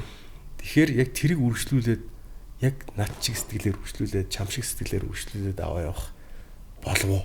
Ирээдүйд тэр зүгээр эсвэл хин нэг юм зүгээр нэг хэрэггүй нэг юм хог болчих үү гэдэг тийм айдас. Би наадхан дээр ч айд шүү дээ. Яг үнэнгээс айдаг. Би тэгээ одоо тэрийг амар байлаар бэлтэж байгаа хүүхд. Нэргээс манай хүүхд чинь Маккуины улаан фэн аахгүй би Маккуины улаан фэн болгонгуутлаа одоо нэг машин авангуутлаа тэрийг яг лактны Маккуин болгож байгаа. Ингээ холгомолгоно одоо ер нь хэдэн хоногийн дараа дуусчихна. Тэгээд эрүүгээр ингээ цэцэрлэгтэн зөөхөн бэлтчин зөө тэ нөхөр үгээс ямарч гарцгүй болгоод бат маа. Тэгж бодож наа чин тэгтээ бас яг санаа зовх асуудал мөн шүү. Тий. Хүүхдийн хүслийг бас юу байхгүй шүү дээ. Бид тэр үед нь чи хийх хэрэгтэй гэдэг. Заавал ингэс нөгөөдөө дарамт болоод ёо яа. Юу вэ энэ одоо нэг юу чи идэ юм онохчгүй яахчгүй гэдэг. Тэр аяг бол нөгөөдхийн тэр чигээрнд байхгүй тэгээд бас тийм магадaltaй л юм. Инсталтах хэрэгтэй манай. Тийм суулгах хэрэгтэй. Юугээд нүлэл одоо мөрөн бол инсталт болсон юм шүү. Тийм мөрөн амьдрал нүднэхэд бол тэр ахнар аав ахнар. Тэгэхээр яг нөгөө нэг хүсэл зориг ч юм уу дуртай биш үл тэгэл худлаа л да. Жишээ нь манай хүүхд одоо уралдах хөхөр өгүүлэгдэх байхгүй. Тэгэхээр хэдий хүсэхгүй байвал хэрэггүй шүү дээ. Тийм яг хүсэж ижил хийх хэрэгтэй. Тэгээд жоохон тийм шахах юу бол би хийхгүй л гэж үзэж байгаа. Тийм ээ. Манифестиг айл ингээл нэг унах хэвээр чиний өвөө чи унжсэн би унжс чи унах хэвээр юм бол байх. Шал өөр хүн байвал тийм. Тэгээд яг түрүүний мотоциклийн тал дээр ингээ гоё мотоцикл машин хуучны юмнууд. Гэхдээ ингээд юмнууд чинь ингээ мод угаас иргэдэм шүү. Бүдүүн өмд юутай хуучны дүү нэг юм өргөн мөнд чинь модноос гараад нарийнхан болол иржсэн л одоо ингээ буцаал иргэж байгаа шиг миний бодлоор ингээс циклтэй ингээл эргээдүүд юм санагддаг шүү дээ. Одоо та хэд ч гэсэн ингээ хуучны машинуудыг гоё цогдуулаад ирж ингээд гэх шиг л юм болго эргээл нэг хэсэг сонирхол болоод буцаал ингээл тийм үү. Тэгэл тэр үед нь хадгалах хэрэгтэй энэ тэгээ таг дараал. Одоо нэг Трампд хадгалчихгүй байх. Зарахгүй. Ер нь бол тэгэл хадгалах би юу яаж T100 авчихсан шүү дээ. Бид хоёр чинь мөрөн над тэр нэрийг шилжүүлж өгөөл хамт юу авчихсан. Тийм юу мат Black Edition T100 мөрөнгөөс авч ирсэн. Тэгэл мотоциклууд байгаа. Мөрөнд бас нэг саарал T120 байлаа. Явж ирсэн байсан дээ. Тий. Би Вьетнамд амьдардаг. Вьетнам чинь арай л нэг мопед соёлтой. Тэгээд Vespa-гийн цуглуулгатай нэг ахын цуглуулгыг очиж үзчихсэн. Тэгэл тэрийг хараад за би үнэхээр боломжтой бол гоё 50 оны Vespa байж байвал өстой гоё юм байна да гэж бодсон. Бас нэг амар тийм тэнгэрийн үнэтэй биш. За Монгол мөнгөөр нэг 60 оны моны идгсэн мөртлөө яа гоё ингээд ребилд хийцнийг бол нэг Монгол мөнгөөр нэг 70 малаар авъя шүү. 70 мал сая гэхээр яг үнэхээр хоббитэй хүнд бол 70 бол бас шаашт тий. Хосон шүү дээ. Хосон. Өнөөдрийн санжаагийн вип бол зүгээр Vespa дээр ингээд тий. Ингээд зогсож суугаад л явж байгаа. Vespa классик шүү. Vespa бас Монгол бас тийм залуучууд нэгдсэн байна. Бид чинь бас хамтраад бас түрүүний нэг АГ гэдсэн залуутай ч хамтраад бас энэ ивент фестивалаа зохион байгуулах гэж байгаа. Энэ мэдсэн бас зөндөө юмнууд байгаа. Тэгээ яг. За нэг асуулт байна. Одоо ингээ мото бид нар мото яриад байна тийм үү. За мото унжаахад хамгийн enjoy moment нь яг хизээ хаана гэдэг вэ? Та хэд вэ? Хамгийн enjoy moment аяллаар явах. Буюуд гэх юм үү? Тийм санагддаг шүү дээ. Ер нь нийтээр ингээ нэг цовж яваал тэгээ нэг юм салхийг мэдрээл, халууныг мэдрээл тэгээ нэг юм бүх мэдрэмжийг авдаг шүү дээ. Угаас ингээ машин дотор ингээ битүү юмд орчинд биш болохоор тэр мэдрэмж бас яг гоё enjoy буюу одоо нэг юм сэтгэл feeling байдаг санагддаг. Мотоциклж угаас нэг юм нэг гоё юм биднээс нөгөө нийгмээс салгаж өгдөг стресс, нийгмийн бүх юмдал гэр бүлийн асуудал гэдэг юм. Энэ болгоноос салгаж бүр ингээд тэрийг бодуулахгүй болох тийм завтай болгодог. Нөө яг тийм. Тийм учраас л бид нар нөгөө нэг яг энэ мэдрэмжэнд нь дуртай болоод явдаг. Тэнгүүтээ яг эдгээр бүх юмнуудыг мартаад бүр ингээд яг биендээ туллан мэдрээд, хурдыг мэдрээд, салхийг мэдрээд явж явах үед л хамгийн гоё юм бол гэж боддог шүү дээ. Миний хувьд болохоор илүү хурдтай яваад тэгээ болж өгөл ингээ олон хүн гүйцээд ах юм бол тэр өдрөө бүр ингээ манай зүгээр уралдаан сэтгүүтэй тийм зүгээр ингээ би болохоор зүгээр ингээ нэг чилэрч явжсэн манай зүгээр хүн гүйцээд байдаг. Тэр л хамгийн гоё. Нагийнхих. Яг л мөрөнгийн хэлсэн л дээ. Тэрнүүд ерөөсөө л тэр байхгүй. Яг бүр утгаараа тий. Миний хувьд болохоор хамгийн гоё тэгшин хамгийн гоё шулуун нэг юм гоё тухтай газар Бацхан. бацхал тэр л үнэхээр адреналин ялгардаг нэг яг тэр момент бол үнэхээр тасархай. Тийм минийхаг адилхан шүү. Би бүр энд зориулаад рил хүртэл хийсэн байд. Нөгөө нэг ингээд баахан юм шаагж байгаа бичлэг ингээ юу стресс 100% гэж хэлсэн аа. Моцикл дээр суугаад каска зөнгөд сайлент болоод 0 болчихсон шүү дээ. Бүр яг тэгэж хүртэл хийж ирсэн. Тэгтээ бүр яг тийм мэдрэмж өгдөг те. Тэр нь бас үнэхээр гоё шүү. Бас дээр нэмээд нэг за чи хаанаас гарахын гэтэл мань мототой шүү гэж хэлгээс гоё шүү. Мань удахгүй мань мототой хаанаас яасан ч хамаагүй чамд. Мань 5 минутанд л очно гэхээс хариулт гоё шүү те. Тэгэл чин тэгэл стрессийн баг эмчилгээ юм дөө. Амар гоё завгүй болох төстэй хот дотор сүлжээл ингээл. Гэхдээ ингээд бүх юм ажилтдаг те. Одоо ингээд Бүх юм дээр тормос, хаац, конс тэнцээ аюулгүй байгаа л ингээд бүх юм дээр ингээд би тэгтээ ингээд өдөржингөө моцикл унахаар бас шүн амар ядарсан байдаг мэдрэмж төрдөг шүү дээ. Тарих энэ төргээд нийтээр ажиллаждаг. Тэр ингээд жоохон ядардаг. Тэгээд унтаал босоод иргүү дахиад моцикл унмаар санагдал. Ач нас. За нөгөө тэрийгээр мөрөн зүгээр тэр та зүгээр хөгшин бүтээ авах гэдэг шиг Иш мөрөн тэгтээ чи жинкнээс ингээд бүр ингээд ямар ч хамаагүй ингээд гүц төрлмөр санагддаг. Зүгээр явж явах тоо. Тэ. Яг гоо тэр муухай л да. Яг ингээд хөдөлгөөнд орчихсан яг уралдаа би тэгтээ яг тэгдэж шүү дээ. Охиноос яг төвлж асах гарах хэрэгтэй байж санагдал. Тэр чи дохио яг миний өөдөөс ногоо асан шүү дээ. Тэрнээс нь илүү энтлийн дохио гарч байгаа хөөх. Нүднийхөө өнцгөр шар гэрласыг хүлээж бас тэрэн дээр эрсдэлтэй шүү тэр нэг юм. Моцикл мөргүүлдэг шүү дээ. Тэр амар. Одоо тийм нэг бичлэгүүд яваад лээ тэр нэг юм моциклтай явж байгаа юм дандаа тэр сураантай хүүхдүүдтэй холбоод ингээд яваад л шүү. Тэр мөр бичлэгүүдийг хараа яа. Моцикл унтахад бас заримдаа нэг эвгүй санагдах үе байдаг шүү.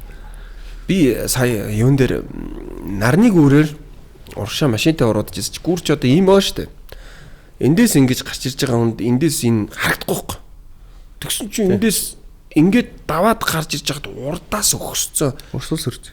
Эко байк гэж байгаа байхгүй. Тэр шууд амиа оролт шүү. Тэр яв хүн байх юм бол урдаас ч гарч ирж байгаа машин харахгүй шүү.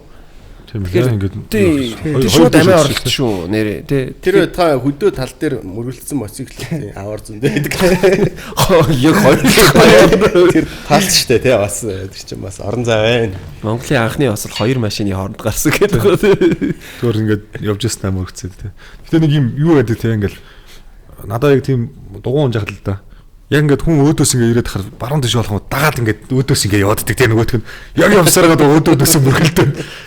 Тийм үе байна тий. Нэг тийм надад бас тийм юу гарч ирсэн. Энэ эко бойд гэхдээ дүүрэн болчихлоо шүү дээ. Нэг л. Гэтэ яг ингээ урсуу сөрөө яваад тийм тэр нь болгоомжгүй гэж бодд юм шиг л шүү дээ. А тийм. Тий. Тэр чинь уг нь үгүй шүү дээ. Чи урсуу сөрөөд тэгээ тэр чинь нарны зам чи ингээд хажуу талдаа юутай шүү дээ.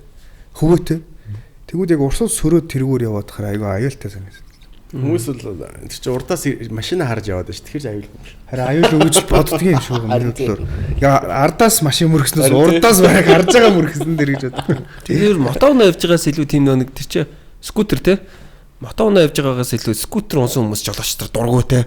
Би мотоно явгууд зам мод тавьж байг юм байжгаад скутер онон готолцсон. Дачин л гэж хараад ингэж оруулахгүйгээр ингэж ингээд гэтээ бас ялчгүй хэцүү ондоо хүмүүс бас байдаг шүү. Скутерийн нөгөө дугуун жижиг гэн шүү дээ. Тэр чинь бүр ослох магадлал нь өндөр те. Нөгөө юм том чулуун болоо ийм урд нь одоо юу гэх юм зам ивэрсэн байвал хайрын чулуун дээр нам уун. Моциклоос ундгүй унж өгдөггүй мэн. Фитнес унж өгсөн хүмүүс их байд юм байл шүү дээ. Тэгээ нөгөө одоо юу яаж хахтаа баг. Одоо сүүлийн үед тэр нөгөө юм унж явж байгаа хүн гэхээс илүү ягуу хүмүүс амар стресстэй болчихлоо. Яг тэр нь бүр амар юм. Бас тийм тий. Эндээс дайрч гаал нөгөө сураанууч ингээл яа ингээл орж ирэхээр хүү гээл. Би ч одоо их ихтэй бас сураа унна. Моцикл ундаг хүмүүст хэлэхэд яг сураа уннаад явчих юм бол моцикл хаях магадлал өндөр шүү гэж бас хэлмээр байна. Тийм үү. Тэгэхээр сураа болохоо болгож байна. Амар зөвхөн болов. Тэгэхээр 18 наснаас дээш гэдэг та санал нийлэхүү залуучууд хүүхдүүдтэй санал нийлэлгүй яах вэ?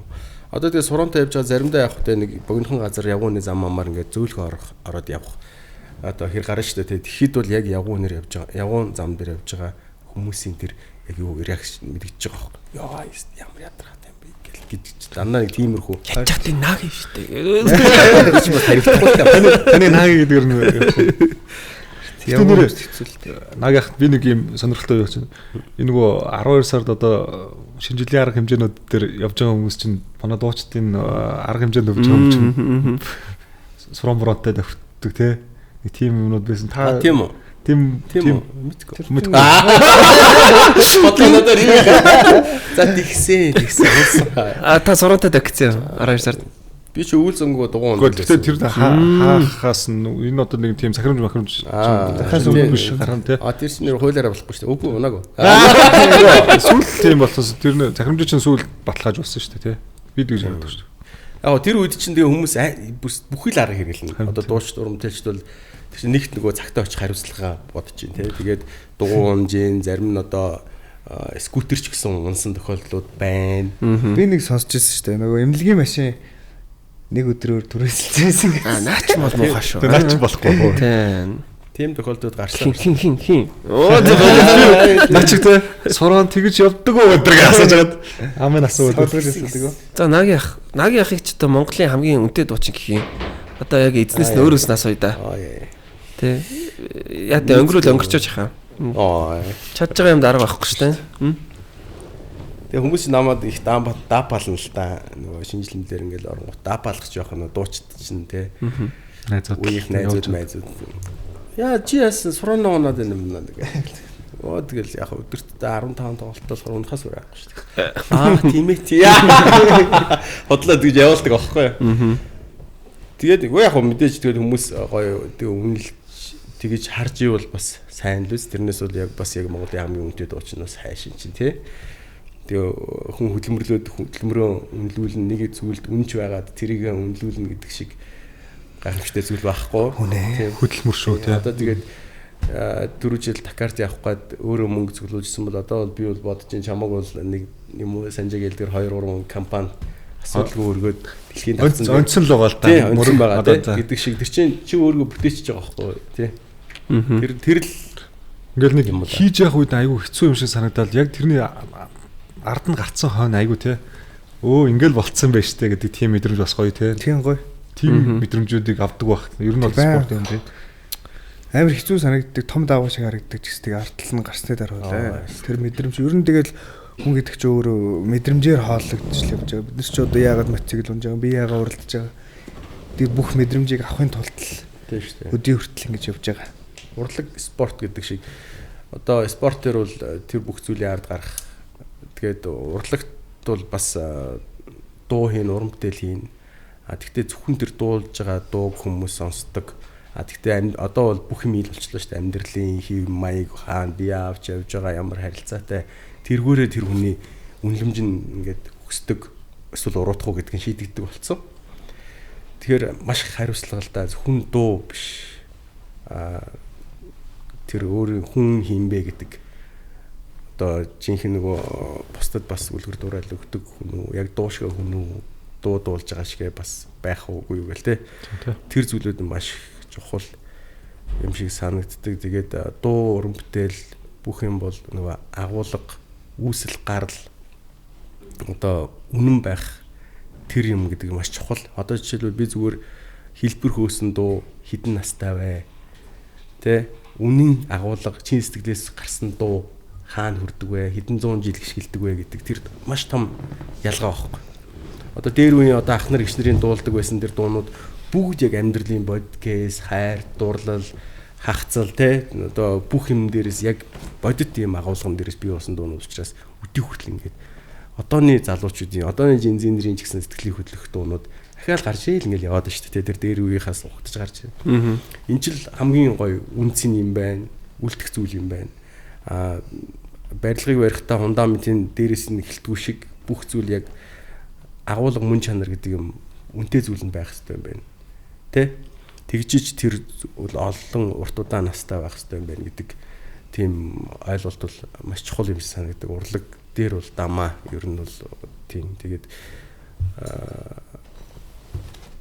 нөгөө хэлбэр хөөс хэмжил өөр бол авчдаг шүү дээ. Хэлбэр хөөсөн эсвэл нэг юм харагдах талтаач гэдэг юм уу те нэг тийм өөр болчдөг.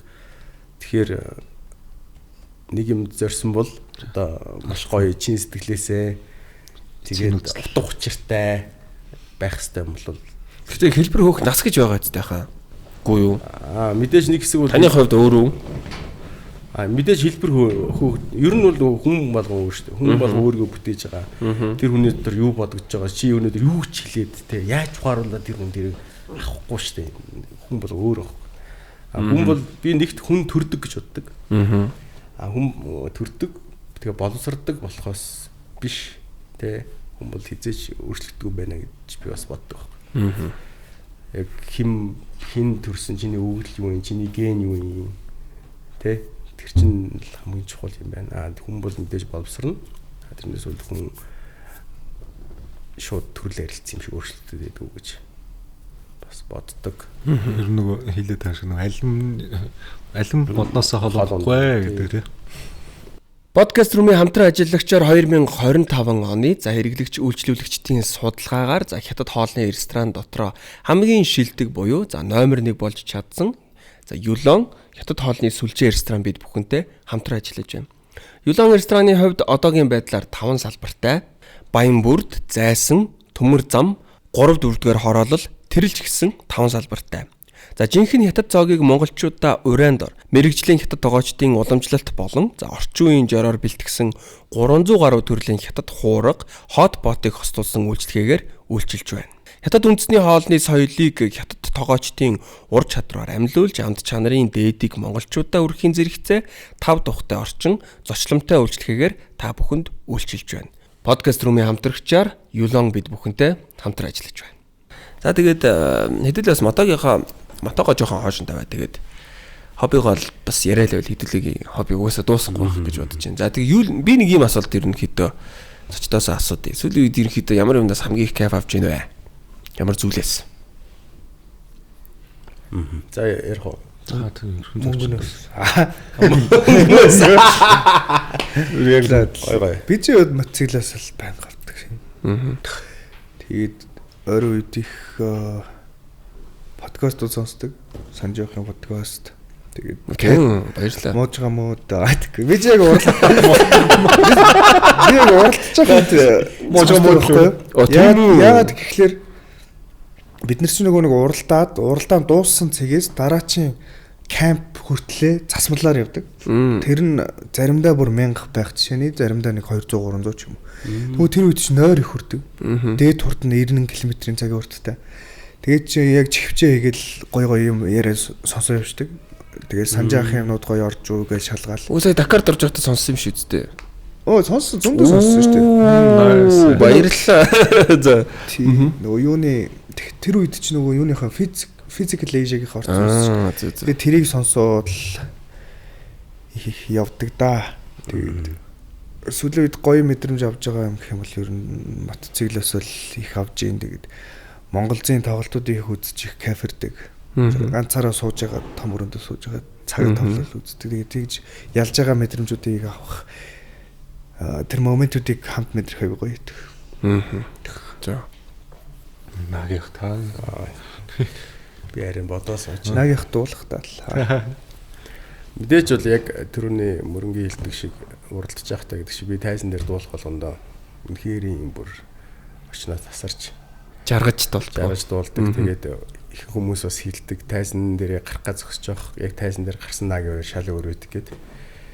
Тэгээд тэр бол маш гоё ямар ч одоо амьдралын одоо проблем янз бүрийн юу байсан ч гэсэн те тайзан дээр бол яг нагийн гараад байдаг. Тэр бүх зүйлээ ардаа үлдээгээд тайзны нагийг гарах хэвээр. Тэгээд тэр маш чухал байдаг. Тэгээд тэндээсээ бол кайф авдаг. Сүүлийн үед бол яг хуу хөвчлэн би нөгөө дандаа шөнө оройор ажилтай амралтын өдөр гэж надад байдаг. Тэгээд яг он гарснаас хойш бол гэр бүлтэйгээ байх тэр мэдрэмж л үнэхээр гоё кайфыг мэдрүүлж байгаа. Хамгийн гоё нэг юм тухтай хүний гэр гэдэг чинь юу л дээ. Тэгээд 3 сайхан охин тэгээ их нэртэйгээ бас охин нохоотойгоо. Чи бүр октодаар гэдэг шиг. Ганцхан эрэхтэй болохоор тэгэл гэртээ байх, тэр амар амглан байх, тэр гоё мэдрэмж бас кайф авч байгаа. Энэ бодоодсон чи юм байна. Зарим дуучид бол гараал алдаг те. Бодоолол. Яг бодсон чи Нагийн хол тайзан дээр яг үнэхээр жаргалтай харагдаж шүү те. Нүдээ онцонд болчихсон та. Тэ яг харах юм бол нүдээ ингээл наран тий сүүлийн үед бол сүүлийн жилүүдэд бол нүдээс нээж дуулж сурч байгаа. Нүдээ анхаар хүн чи өөртөө дуулаад байдаг. Өөрөө жаргалтай. Би Нагийнхаа яг мэдэн. Хуруугаа ингээд гараа ингээд нэг хөлөө ингээд за тэгэл дээш хараад ингээл дуулсан да. Тэгэл дасраа. Тий. Нагийнх дууныхаа үгийг өөрөө зохиодог. Үгүй. Тэгээ яг хөө сүүлийн үед бас зохиож байгаа. Ер нь зохион, үеэс зохион, аяз зохион янз бүрийн байдлаар. Тэгэл миний одоо ихтгэл саран эдэргээл тэр цомог бол ерөөдөө наран зоохын зохиолууд бас байдаг. Аа. Ямар үед тэр дууны үг гоё орж ирэх вэ? За тэр үйлстэй жинхэнэ уран бүтээл хийж байгаа юм бас нэг юм бүх юм нэгдэж ингэж холбогддог нэг тийм гоё юм өөргөө чөлөөлдөг тийм үе байж ижил орж ирдэг. Тэгээ бас оройн цагаар бүх юм нэг гаднах хүмүүс амраад ингээд бүх юм чөлөөлөгдөд нэг юм үед бас нэг илүү холбогдож онгодтой ордог ч юм уу тийм бас байдаг. Тэгээд одоо жишээлбэл ай зохиогоо тэрэн дээр үг зохиох үг нь тэр хоёр яг нэг хүнээс гарч ивэл бүр яг бас жинхэнэ бас гоё мэдрэмж. Цул мэдрэмж. Нагийнхаа биднээс нэг жоохон хувийн чанартай юм асууж. Гэтэ хариулахгүй ч болно шүү зөө. Түнэд сонирхолтой санагдаад та. Эсвэл квизаа хороод тэгээд нөгөө нэг сүүлд нөгөө нэг жишээлбэл одоо Luminoгийн бол манай энэ дууг ингэсэн учраас би одоо тэгээд тэр дуу нийт хэдэн төгрөг олсон тэрнээс чинь би ингээ шеэрлэлцмээр байгаа. Чи тийм хөтөд нэг иймэрхүү зүгээр юу гарч ирж ирсэн. Тэгэхээр нэг дууны олох мөнгө гэж байд юм шиг байна тийм үү? Тим юм та зүгээр тооцоолж гаргаж ирсэн үү?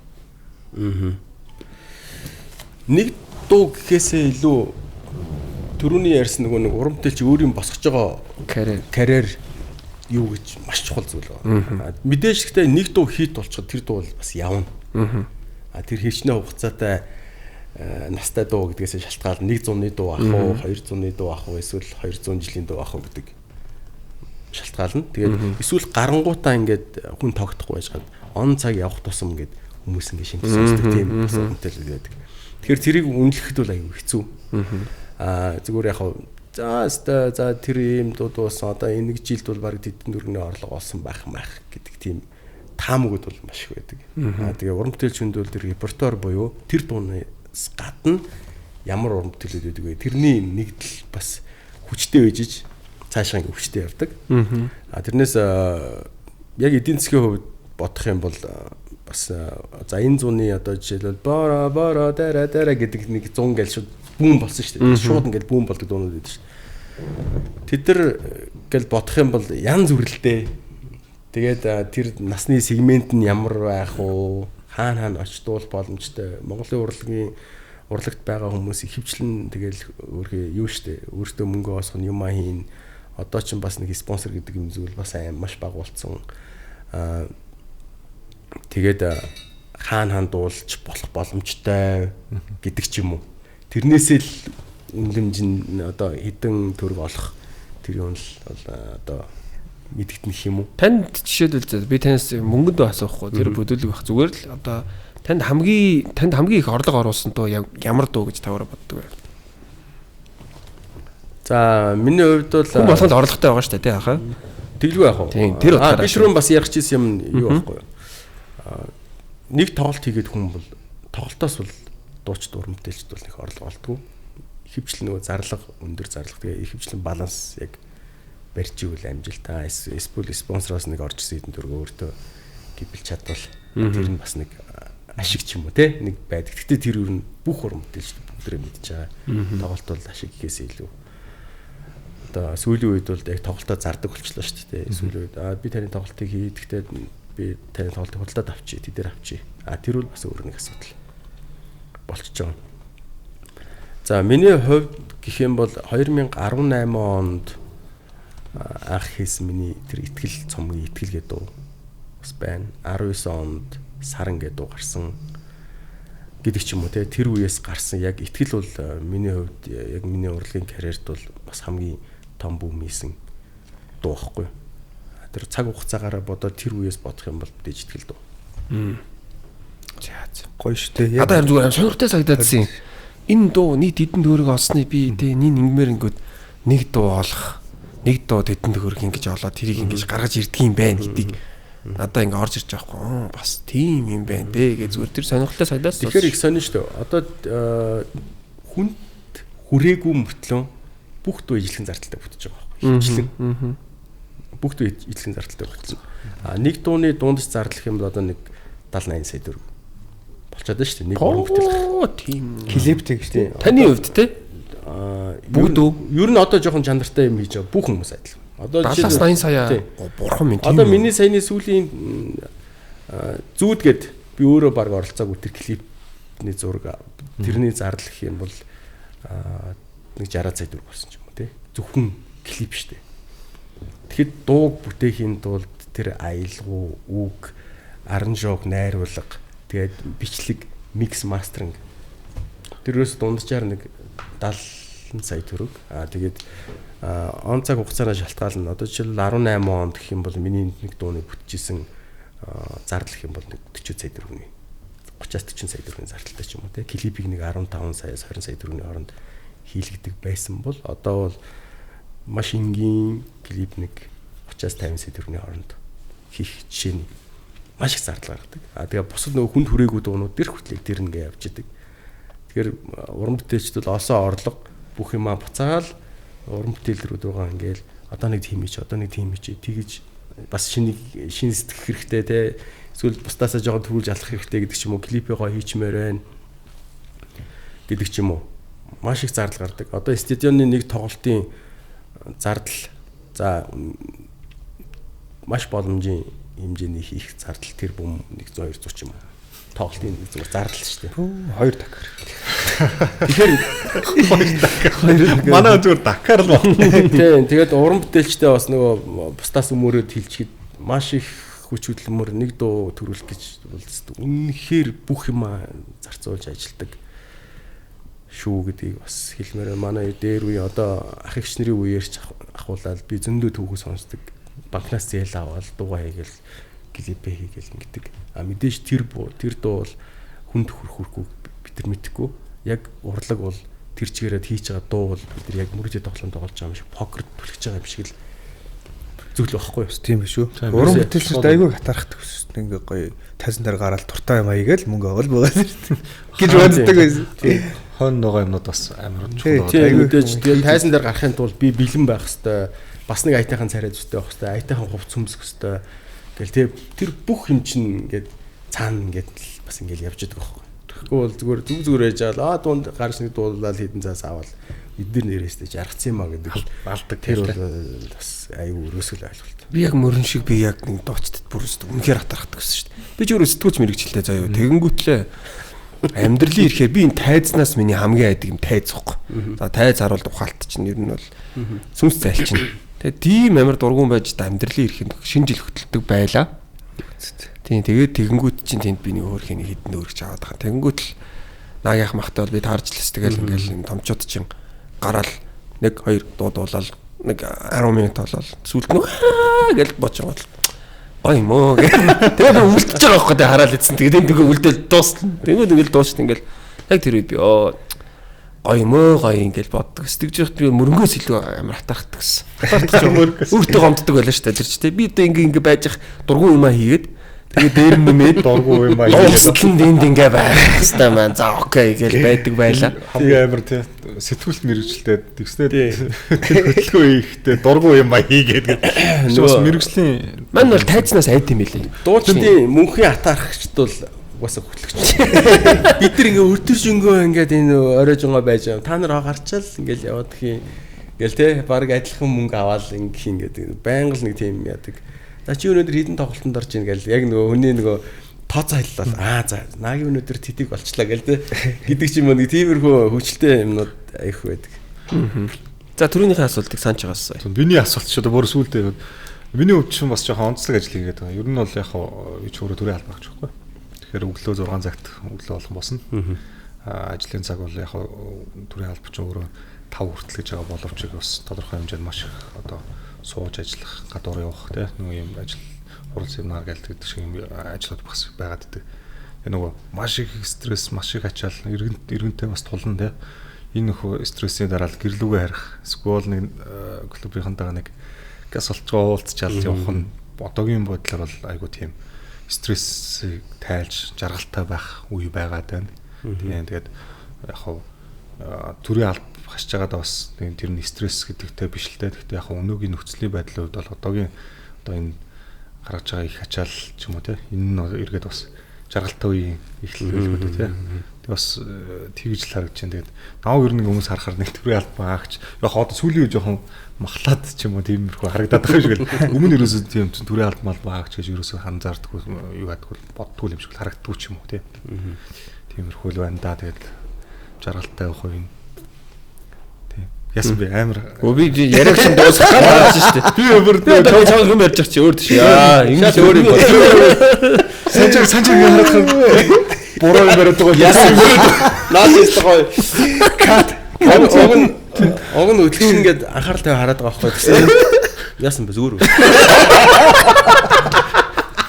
Буруу үстэй хараад байгаа юм гэж би буруу юм яриад байгаа юм гэж. Ерөнхийлөгч болохоор жоохон урдаас томроод байна шүү наа сайн ч. Үгүй тийм байхгүй шүү. Би ч бас яг хуу клубэд тэргүүлээд те явж байгаа ч гэсэн ер нь бол ингээд одоо албан тушаал буюу одоо энийг дагаж хариуцлага бас их байгаад байгаа. Тэгээд хүмүүстэнтэй бас муухай харьцахгүй айл болох ивийг олно. Би ч бас нөгөө Монголд хятадд бас сураад 10 гаруй жил болоод ирсэн байхгүй яг дунд нь Монгол ирээ.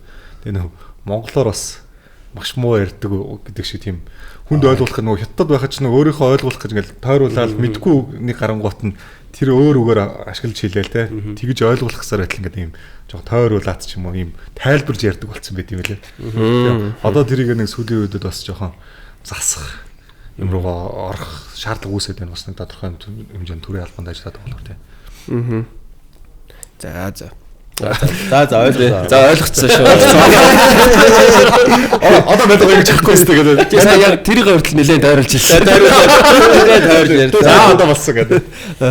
За би тэгэд ерөнхийдөө бас өндөрлөх хугацаа маань төгөж байгаа. Тэгээд өнөөдөр бол подкаст маань маш хүндтэй зочид хүрэлцэн ирж бас гоё яриа гоё чин сэтгэлээсээ өрнүүлээ гэж бодож байна. Би сүүлд нэг юм асууж гэж бодож байна л да. Одоо бид нар мотон унаад явж хагаад сэдвийхэд байгаа те. За мотон унаад явж хагаад жолоочтод хандаад бит ингэж байгаарэ гэд нэг хилчээр нэг юм те. Одоо анхааруулга байдэн штэ те. Тиймэрхүү зүйл ер нь бодож явдаг зүйл байдгүй. Би нэг тэгж хэлчмээр санагдаад байдیں۔ Таны өмнө очрлоо зогсох те нэг машиныг одоо байхгүй болгоод танд бас те чөлөөтэй зорчих тэр боломжийг бас нээгээд түвжирлийг багасгаж байгаа нэг хэлбэр чинь мотон унж байгаа залуучууд шүү. Тэгээд тэрнэртээ бас нэг жоохон зам тавьж өгөөд эсвэл жоохон зайлаад өгөх тэр нэг гоё мэдрэмж үүдэн шүү дээ. Ингээд ойхонд очиж зогсож байхад жоохон ийшиг ингээд болоод өгдөг тэр үнэхээр бас хайрламар мэдрэмж шүү. Тэгээд ингээд хажуугаар нь ингээл тохиол гардаг. Тэр мэдрэмж бол гоё. Тэгээд моциклтэй хүмүүсээ жоохон илүү хүндлээд яа хүндэл гэж байгаа нэг ингээл байнгын бас тэгээд гэсэн үг шүү дээ. Зүгээр жоохон хүндэлжээсэ бас энэ их түвжирлийг бас багасгаж байгаа хүмүүсийн чинь нэг нь шүү гэж хэлмээр санагдаад байт. Ботооч гэсэн тээвэр хэрэгсэл шүү дээ. Тийм тодорхой хэмжээнд бас бие биенийг хүндэлж явах хэрэгтэй. Моциклчтэй хүмүүжтэй ингээд одоо юу гэх юм машины хажуугаар явах таа ч гэсэн зарим тийм тоодын зөгч юм уу ингээл нэг асуудал тэр хүнд магадгүй өмнөх тийм нэг моциклтэй нөхөр нь тоодын зөгцсөн байхад хүмүүс стресстэй байж хахад хойноос нэг моциклтэй нөхөр ирсэн ч юм билүү те. Ийм мэтлэн бас бүхэн болгон шалтгаан. Тийм шалтгаан байгаа болохоор бие биенийг хүндлээрээ. Тэгээд дээрэс нь яг анзаараад байхад бас нөгөө сатарах юм ихтэй болчихсон машин дотор сууж байгаа ч юм уу эсвэл уцаар ярьдаг ч юм уу те. Тэр байдлуудаа бас жоохон анхааралтай байхгүй бол тэрийг дараад одоо тодорхой хэмжээний эрсдлүүд бий болдсон шүү дээ те. Тэр эрсдлүүд нь бий болох учраас биеийн хариуцлагатай байгаасаа л гэж үзэж байна те. Үнэ. Мөрөн болгоор норшихгүй тэгээ наач үнэн. Тий. Дакарын хоёр дакар юм уу гэхээр. Ер нь жолооч нартай хандаж хэлэхэд толио их сайн ашиглаж сурах хэрэгтэй. Гэхдээ толио сайн ашигладаг байлаа гэдээ одоо суран ч юм уу бид ч юм харагдахгүй хурдан орж ирэх тохиолдол бол маш их байдаг учраас харж амждаггүй. Тийм болохоор манай тээврийн хэрэгсэл мотоцикл унж байгаа хүмүүс маань бас өөрсдөө буцаад жолооч нартай ингээд нэг толинд нь харагдах ч юм уу юм нэг харилцаатай байгаад тэгээ хэрвээ зам тавьж өгөх юм бол баярлаа гэдгийг бас хэлцдэг баймаар байна. Би бол ч ойрлоо ч юм уу гэж хэлдэг. Баярлаа гэж ашиграал юм шүү дээ. Тэгээд толиндоо сайн хараад дүрм журмаа ер нь ингээ баримтлаа явчихад асуудал гохтөө. Одооны ер нь жолооч нар их зам ингээд жоохон хажуу чигээ болоо зам тавиад өгдөг болцсон. Тэгээд тэрэнд нь бол маш их баярлж байгаа. Одоо бид нар чинь мотоциклэн дээр морины дэлнээс буугаад мотоциклэн дээр суугаад одоо ч баг 20 жил болж байгаа шүү дээ. Тэгээд сүүлийн 5 жил бол баг 8-9% үгүй биш юу вэ? 80-90% илүү өсөлттэй байна гэсэн шүү дээ. Тэгэхээр чинь аюу олон тоо. Тийм учраас хэдүүлээ нэг хүндлээд тэгээ мотоциклч маань ч гэсэн өөрсдөө хариуцлагатай байгаад нөгөө хороодлол таавн бариудад бас хурдаа баримтлаад дуу шуугаа бас нэг хасаад нэг юм ухамсартай байгаарай л гэж хүсмээр энэ дөө.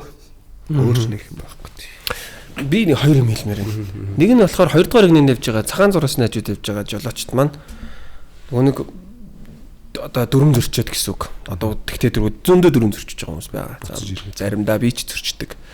Ингээд U-turn хийчдэг те. Ингээд их урсгалтай нөгөөтөл нэм баахан бол тэр үед урдаас машин байхгүй бол энэ талд юу ч байхгүй гэдэг нөгөө нэг ойлголт угаасаа суудсан байдаг. Буюу одоо өвөл бол ялангуяа тим суулгадыг өсөсөг суулгачдаг. Тэгэхээр мото X-нээс хойш 4 сарын 10-наас хойш за магадгүй дүрм зөрчих гэж байгаа бол те. Ирэхдээ эндээс чинь голоор нь зөндөө амттай явж байгаа шүү манайхаа. Тэднийг та нар мөргөөд зүгээр гайл болно шүү. Дараа нь гайл болт юм. Тэстэ гайл болно шүү. Хүмүүс ч гэсэн яг зам гарахтаа энэ урсгалаа дуусчаад нөгөө чиг хараа гарч идэг хөөх. Тийм учраас хүмүүс ч гэсэн өөрсдөө тэгээ ялангуяа мотоцикл унж байгаа хүмүүс яг сүлжиж гарч ирээд ийшээгээ явахдаа ийшээ харддаг байхгүй. Тэгвэл энэ юугаар дундуур яг мотоцикл явж таардаг. Тэгэл хоорондоо мөр. Тийм кейснүүдээс айгүй болон гарч ирлээ. За дээр нэмээд хоёр дахь юм нь болохоор ер нь мотоциклтэй хүмүүсээс зүгээр шолоохон л хэлчихье зүгээр айчихгүй тий тэр чин та хэд бол төмөр унаад явж байгаа та хэд мөргөлдөл машин мөргөл төмөр мөргөнөө зүгээр дөргөнөө мотоцикл бол шууд махан биеэр тулнаа тийм учраас ер нь би бол мотоциклаас айж явдаг юм мотоциклтэй хүн байвал зүгээр хол явдаг миний тэр хүний буруу байсан ч надад айл болно тэр тий хүн бэртэй чинь тэгээд цагдаа сэргийлэх цаг зав эрүүл мэнд гэдэг нэг тийм учраас зүгээр яг нэг хүний доор орох гэдэг юм бишээ зүгээр мотоциклтэй хүмүүсээс хол яв болгоомжтой явчихаа тий тэгж зүгээр гуймаар байдаг шүү. За тэгээд эцэст нь миний асуугаагүй та бүхний хэлэх хүссэн зүйл бий юу? Байна уу? Би ч одоо 5 сарын 25-наар дэлхийн аварга руу явна. Ерөөхдөө имчилгээ дайггүй болчих юм бол асуудалгүй явчихна. Тэгээ тийм сонтой энэ дөө. Одоо тэнд болохоор ах ивент зохион байгуулах гэж байгаа юм байна. Ретро төрлийн мотоциклийн нэг өдрийн ивент зохиолоо. Наги ах одоо шинэ дуугаа зар яг чинь аах л гэдэг. За тэгж байгаа юм байна гэдэг. За минийс нэг цэгцтэй ярина шүү одоо. Цэгцтэй тойроо. За дэлхийн 111 оронд одоо энэ ретро классик винтаж чиглэлийн за 5 сарын 17-нд уулзцаа гэдэг шиг юм байна лээ тийм. Яг хоо нийт мотоцикл сонирхдаг өөрсдөө бас ингээд хотын соёлд тий соёлтой гэж үздэг тийм залуучуудыг мотоцикл сонирхож байгаа залуучуудыг бол энэ аварга хэмжээнд бидний одоо энэ хийгээд байгаа арга хэмжээнд оролцоорой гэдгийг уриалж байна. Тэгээд тэнд мэдээж тодорхой хэмжээнд dress code энэ төр бүх юм байгаа. Тэрнийг мөрдөөд бүгд оролцох юм бол энэ дэлхийн нийтэд байгаа Монгол залуучууд ч гэсэн энэ дэлхийдээ хамт нийлүүл ахлах чинь шүү гэдгийг л та хэдтэй харуулж байгаа шүү. Энэ юм билээ би айгуу гоё сонирхолтой болгоод байгаа. Би өөрөө оролцож байгаа. Би зохион байгуулаагүй шүү. Би рекламыг ямар шаардлагагүй. Би зүгээр оролцож байгаа. Тэгэхээр яг миний хүсдэг төрлийн юм байна. Гоё костюм өмсөөд, гоё каска зүгээд, яг гоё кафега унаад. Тэгээ ингээд яг тийм сонирхол нэг залуучуудаа хамт гоё парад болоод явах юм билээ. Тэр нь надад амар гоё санагдсан. Тийм учраас би очино. Тэгэд яж итл яг ийм парад бол Монголд бас яг энэ төрөлтэй анхных юм байлээ. Тэгээд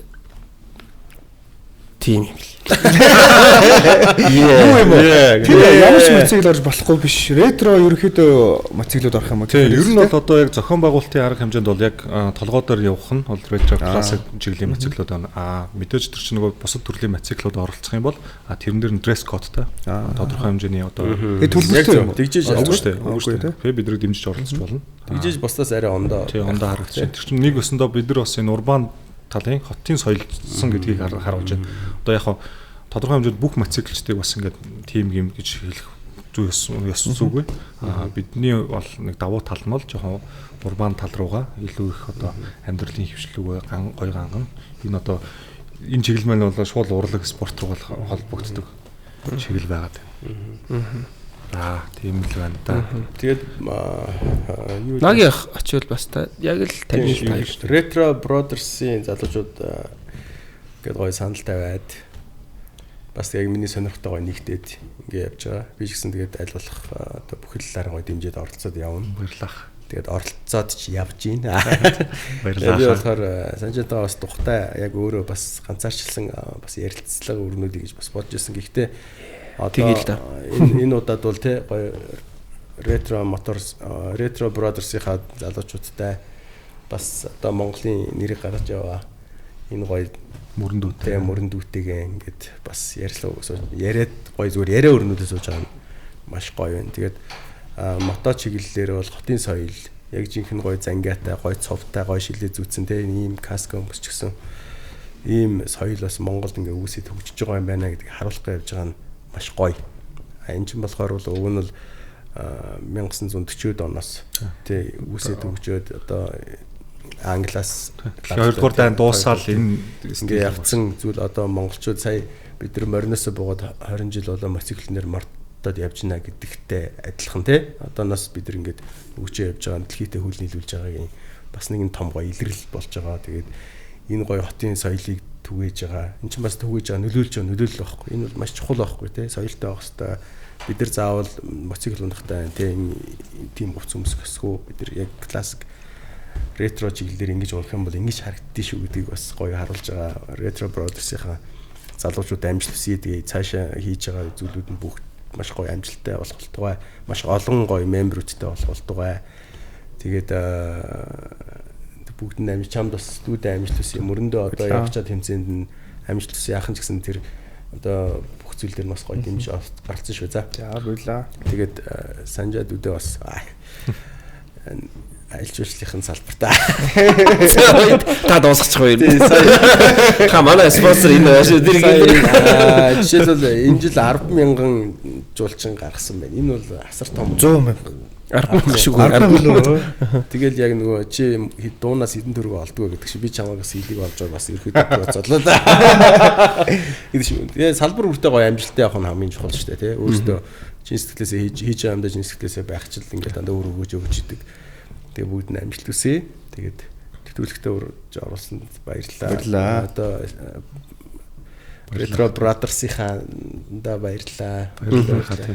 Тэгээ энэ нэвтрүүлгийг дэмжиж Юлонг шууд манай дахиад тавьд аялал хөгжөө өрөөтэй. Нэстэ бас баярлалаа. Бас энэ том хүндтэй хоёр зочинтой өөрийн биеэр бас байхад тий. Өчүүхэн миний биег өрж хамт подкастт оруулж байгаад бас баярлалаа. Тэгээд намайг одоо хэлж чадахгүй нуршаад байгаа юмнуудыг бүгдийг нь манаас зүгээр цаанч төлбөртэй. Яас тийм байхгүй шүү. Доосон шүү. Юусоо тийм байхгүй. Тэгээд Retro Brothers бас өөрсдийн гэсэн гоё дуутай олмоор яриа. Бас бид нэг тодорхой хэмжээнд бас үүртэй болж байгаа. Тий. Тэгээд бас нэг зөндөл юмнууд зорж जैन. Тэгээд тодорхой хэмжээнд бас залуучуудтайгаа нийлүүлээд цаг үетэйгээ нийлүүлэхэд хүсэж байна. Хаа клуб дээр ядаж нэг 70 саятай болж байгаа л холбогдох юм байна да. Жиж явдаг жанртай юм гарах нь шүү.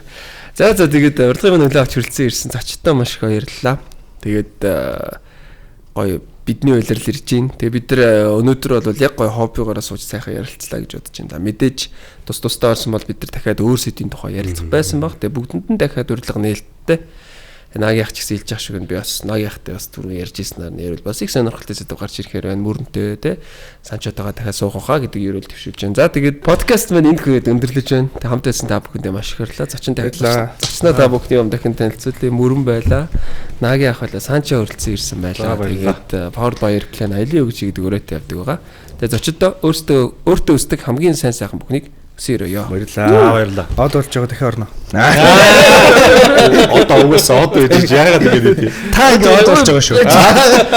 Дуусаагүй шүү дээ. Манай ерөнхий спонсор Yellow мэд бүхэнтэй хамтран ажиллаж байгаа. Энд нэлээд олон салбартай тий. 5 салбартай байх шүү.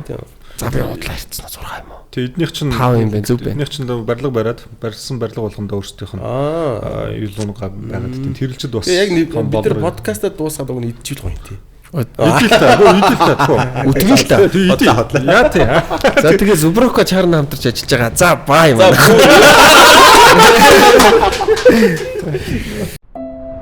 Powered by Airplane. Аялын хөгжи. Подкаст румын хамтрагчаар Зуброко.